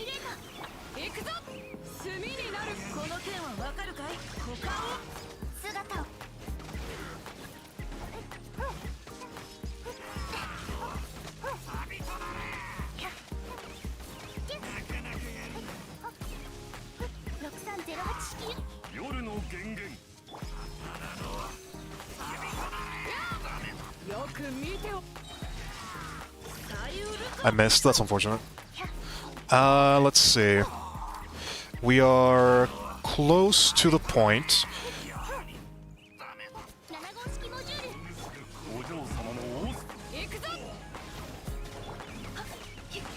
We really need to get this guy charged. There we go. We're good to go.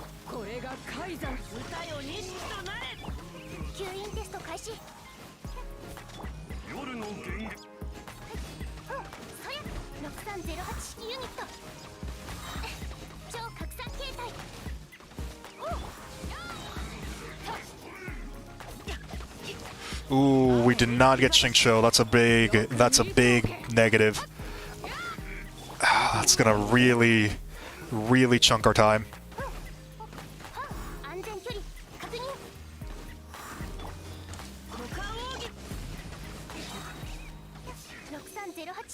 Alright. 8 minutes and 28 seconds. That's pretty good. I think we can do it.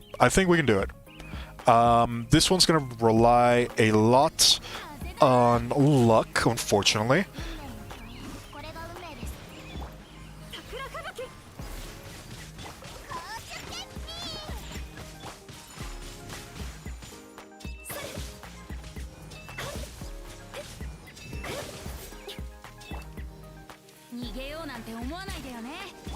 I did not want to do this, but it's gonna have to happen.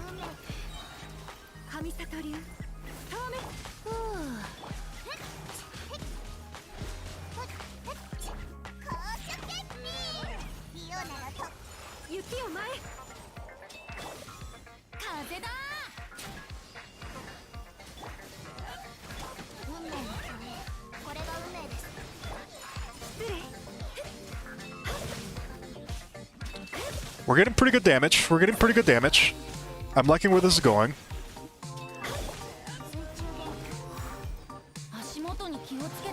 I just need to get Ayaka one more time, and I think we can do it.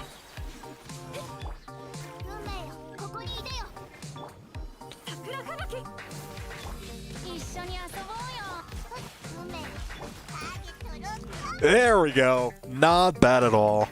Not bad at all. First try. Let's do it. Okay, this is where things start to get a bit complicated, though.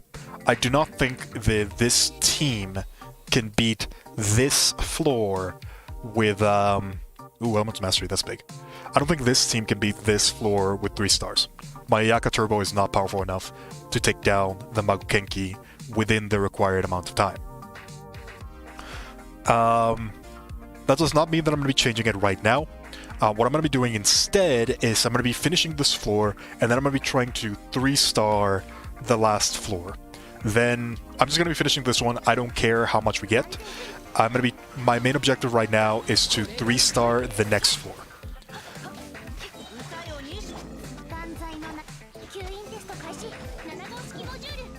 This, by the way, this is the team that I've been leveling up my Sucrus for. This is why I think Sucrus is absolutely ridiculous. Just the fact that she can enable stuff like this. Where are you going?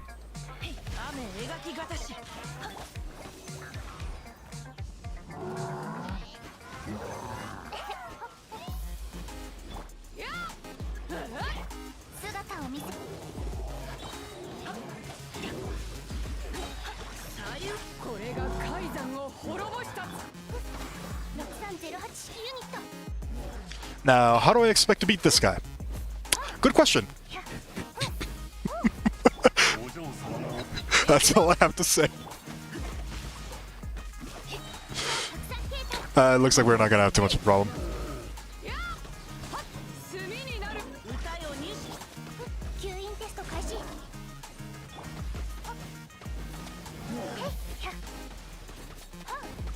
Yeah, I think this is fine.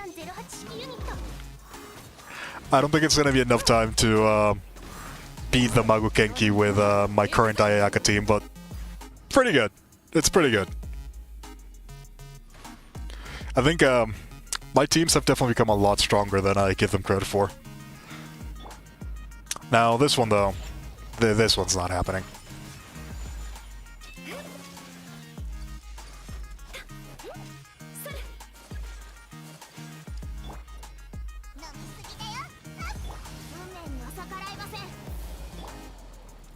Wait, what happened to my... What happened to my burst? I thought it was ready.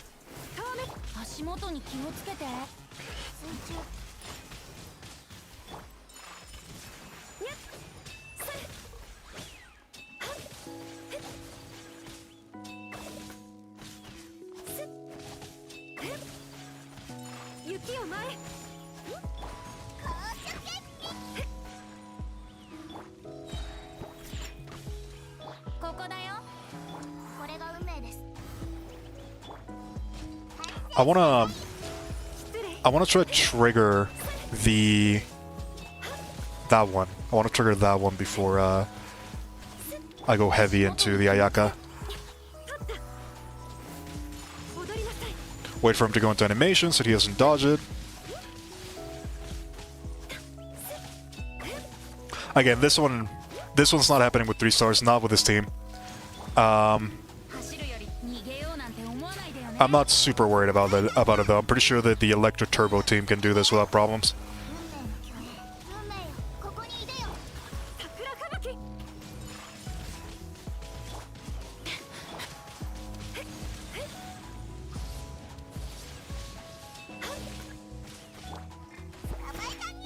Good day, Kong-chan. As you can see, we're just struggling a little bit with the Mokenki. Again, not super worried about it. As long as we can get 3 stars on the last floor with this team, I will consider this a win. I am 100% confident in my Electro team to be able to kill the Mokenki quickly.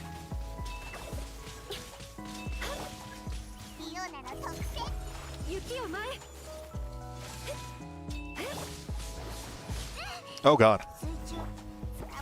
Did not dodge that last one.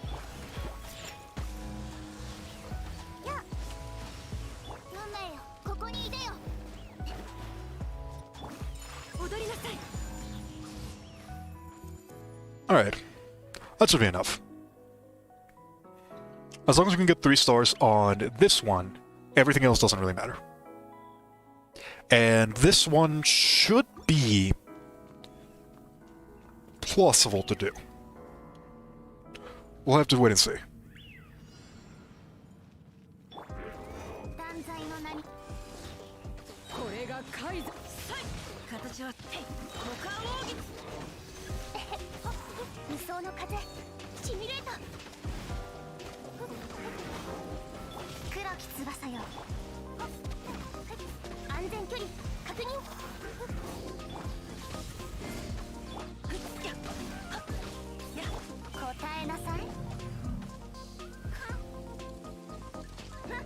Ah, shit. I messed that up.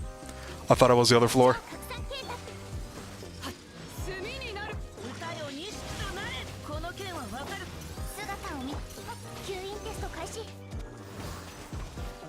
We might still be able to make it.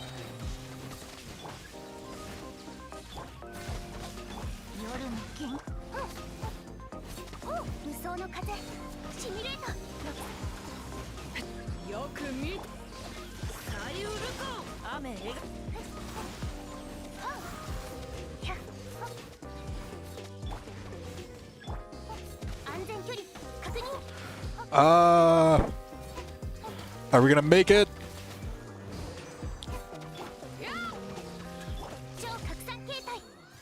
Alright, we got decent time. This is doable.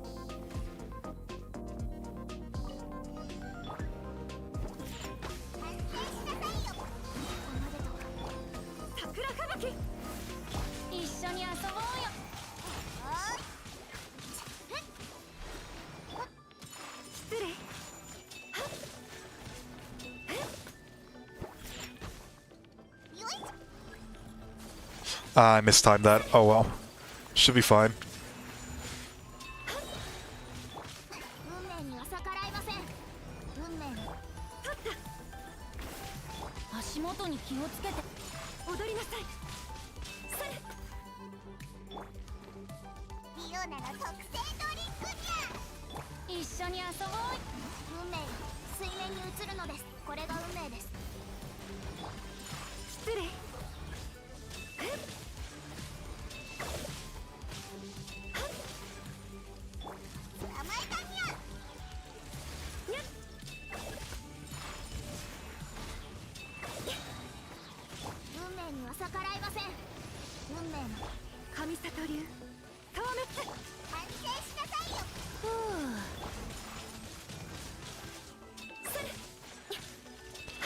Oh man. I don't think we're gonna get this one. Maybe if I get both of them here, it might be possible. Oh god, this is too close. Damn it. So close. 1 second off.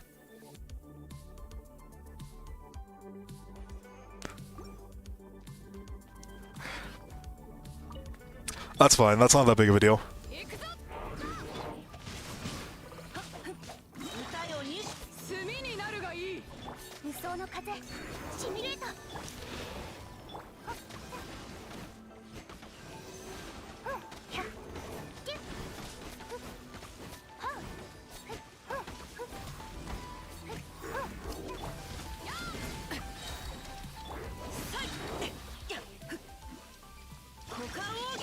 く見て。黒き翼よ。吸引テスト開始。ほう。ひゃ。6308式ユニット超拡散形態。この件はわかるかい。これが海山を滅ぼした吸引テスト開始。夜の限界。サユル。7号式モジュール。 Alright, we're doing pretty good on time. 6308式ユニット。 I think we got this. 散財の名に。炭になるが。We got more time on this one, so yeah, even if we mess up, we should have this one on the bag. The only one that's going to be causing an issue is probably going to be the Mago Kenki. 運命が水面に映るのです。これが運命です。神里流消滅。足元に気を。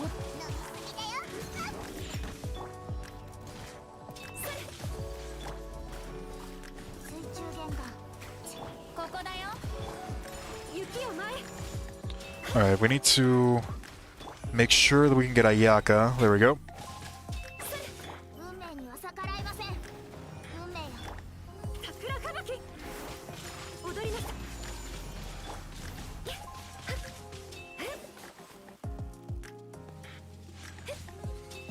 反省しなさいよ、バラさん。失礼。運命よ、ここにいでよ。 Ah, we did not get enough for Ayaka, that's fine. We still have them clumped together, so we should be able to do a fairly decent amount of damage. Alright, where's my Mona?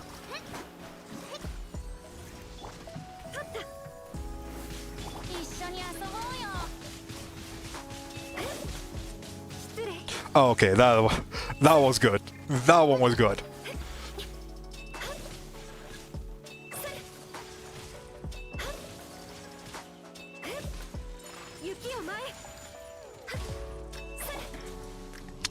There we go. No problem whatsoever. We got it. I say that we failed the first time, but it's whatever. So we managed to get through most of these. The only one that we're going to be having to struggle with now is the Mago Kenki. If we can beat the Mago Kenki within a reasonable amount of time, we can pretty much say that we managed to clear this abyss. I still think that this abyss is probably one of the worst ones we have had so far. It has a lot of really nefarious things that are specifically targeted towards free-to-play players. It is probably one of the worst abysses that I have seen so far.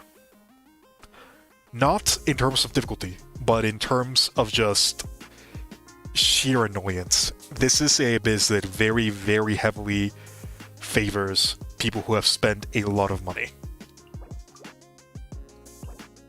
So yeah, the one that we have to worry about is the Mago Kenki.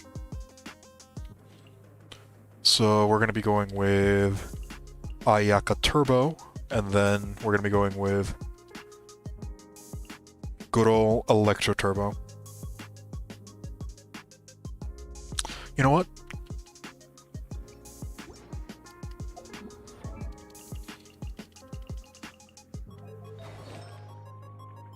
We're actually going to be taking it one step further. We're going to be going even more damage, just in case.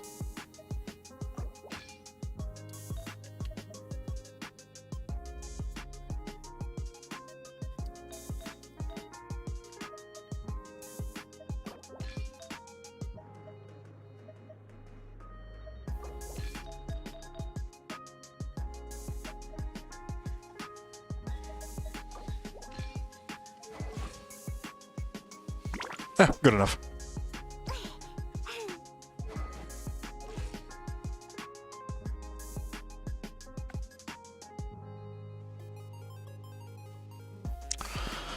I feel like I want more elemental mastery. This is still ×2 on the vaporize bonus. Okay, that's good enough.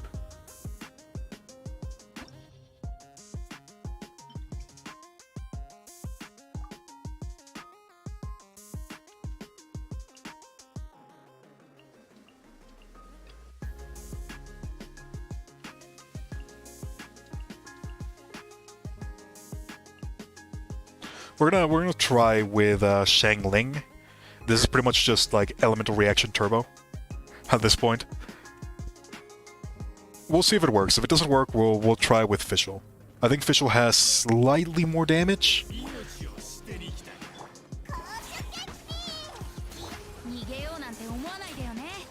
Oh man, you know, not having to worry about this floor is probably the nicest feeling. This one is by far the most stressful one.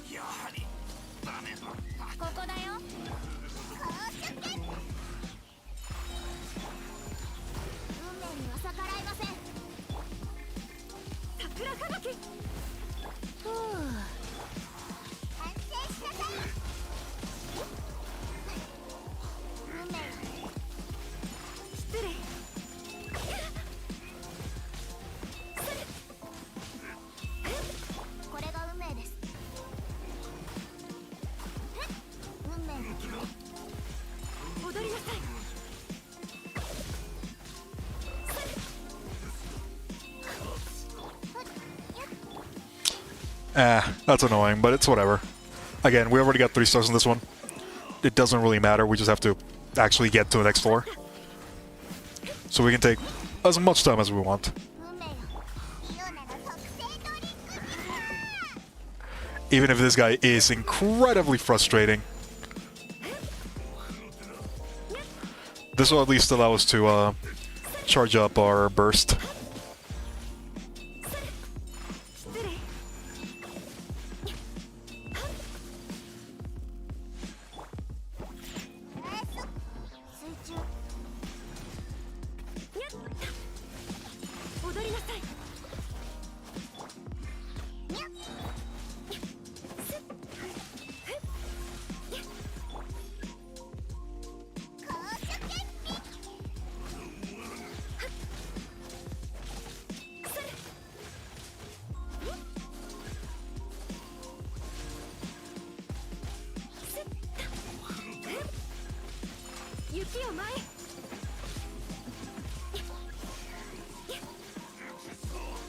God, this guy's annoying.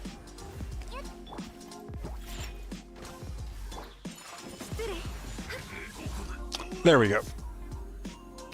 Alright.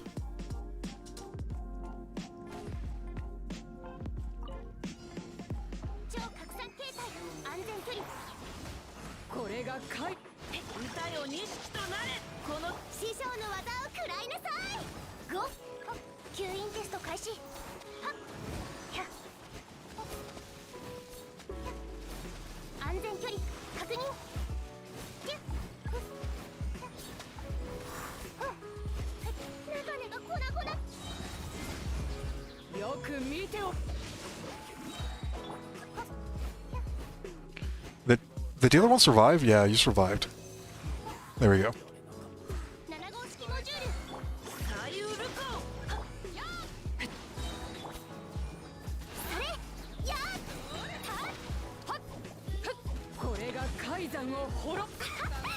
We can probably get enough. We can probably get enough energy back, right?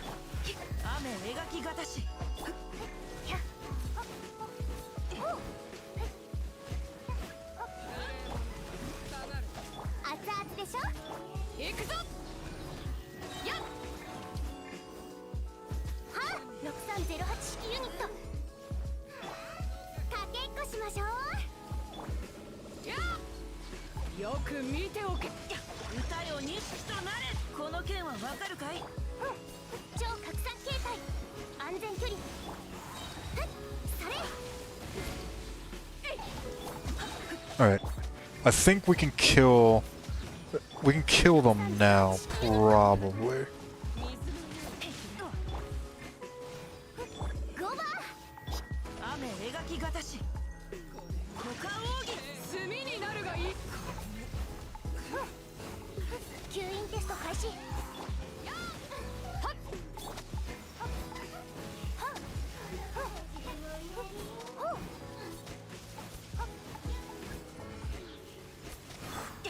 Alright, now we have High Tide. Let's go ahead and let's start charging up. And we'll just have to kill this one with probably just raw power.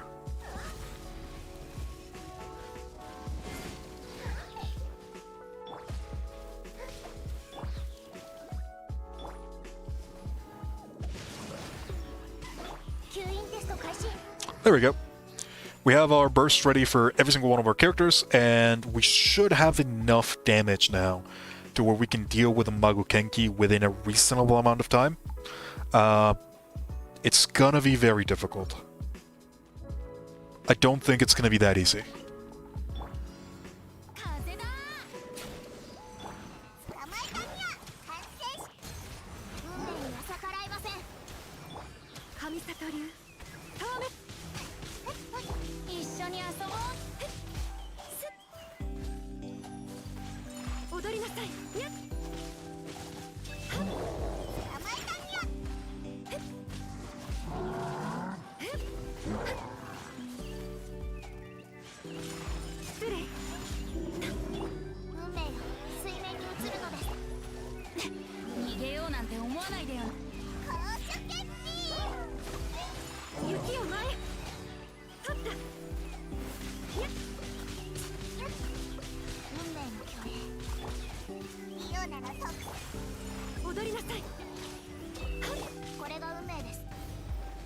God, I'm stuck behind him.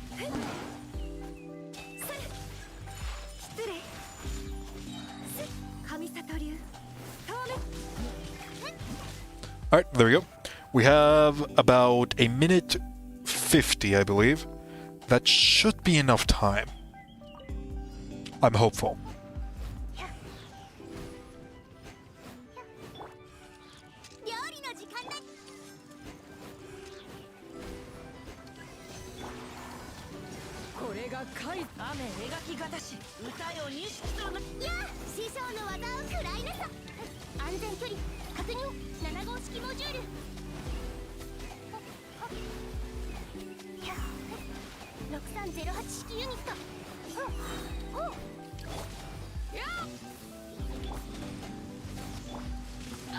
Ah, damn it, I didn't dodge.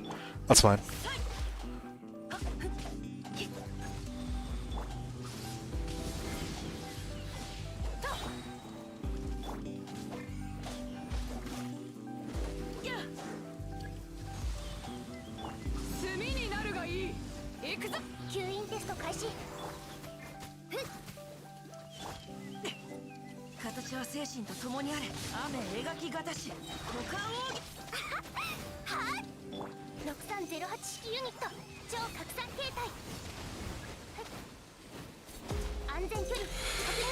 Oh boy, this is gonna be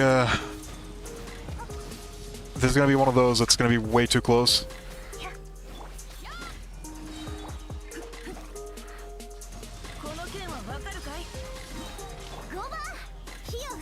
I need this, I need this. Okay, we're good.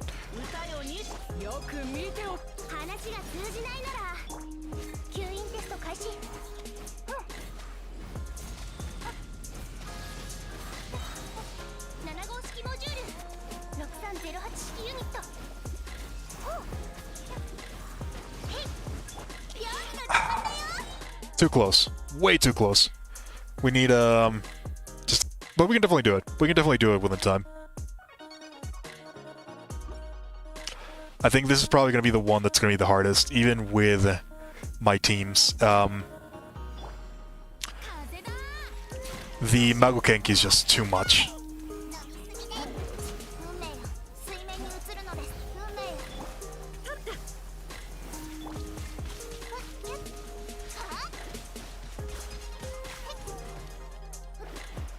You know what? I'm gonna reset that one because the other one did not get hit by Yaka Burst. I don't even know why I'm using Venti. I don't think he's actually doing anything.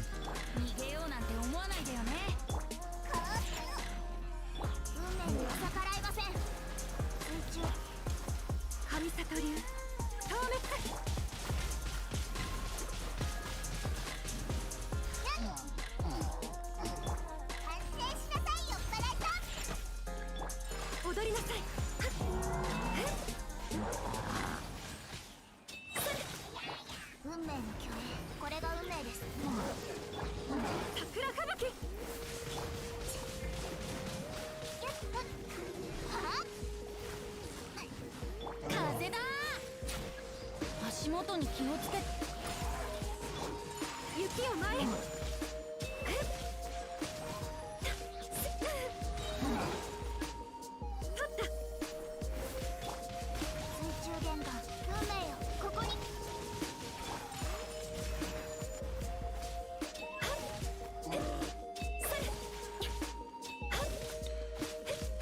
There we go.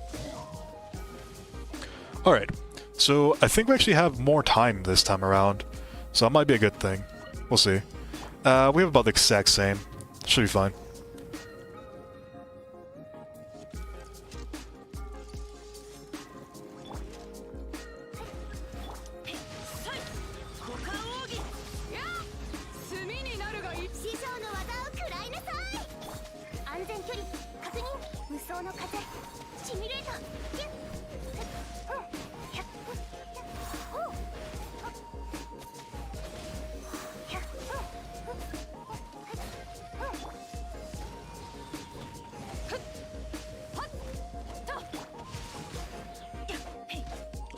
Ooh, I messed up. I thought we were in high tide.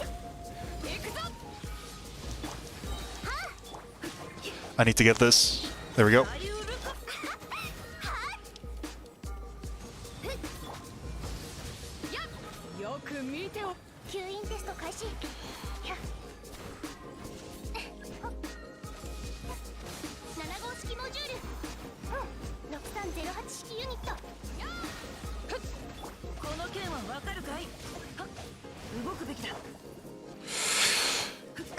We might not get it. We might not get it.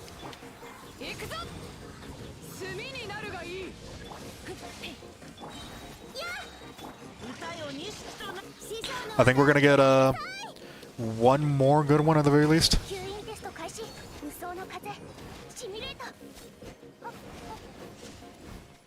He's just moving around too much. That's unfortunate.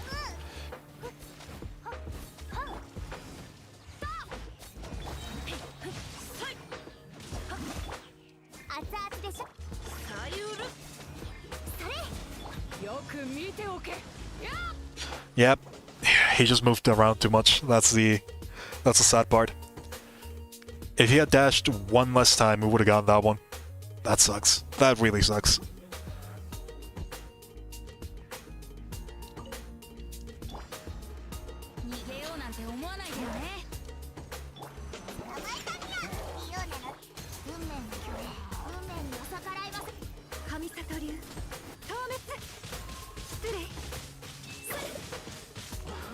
Alright, at least that one we got pretty good.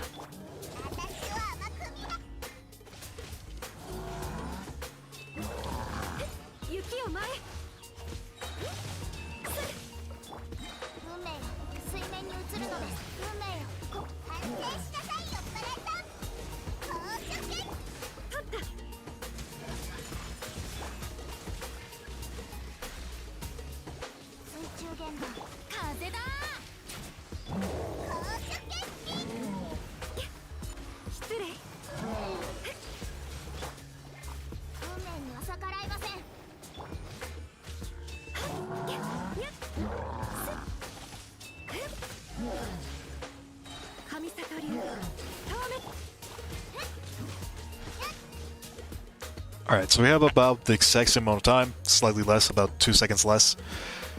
Ah, man, I'm not feeling super confident about this one. Might be best to just bring Fish over, in all honesty.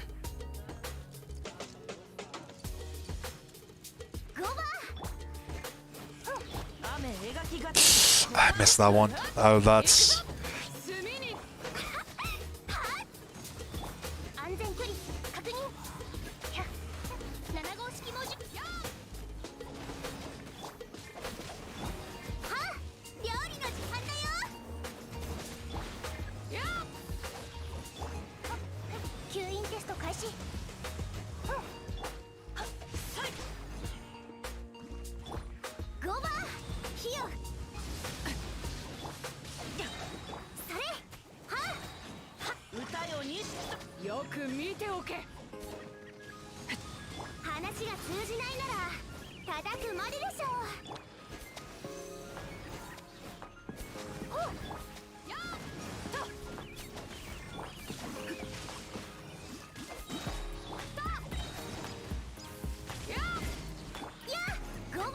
I need to get Shangling right now. Ah, damn it. 炭になるがいい。6308。料理の時間だよ。はっ。超拡散形態。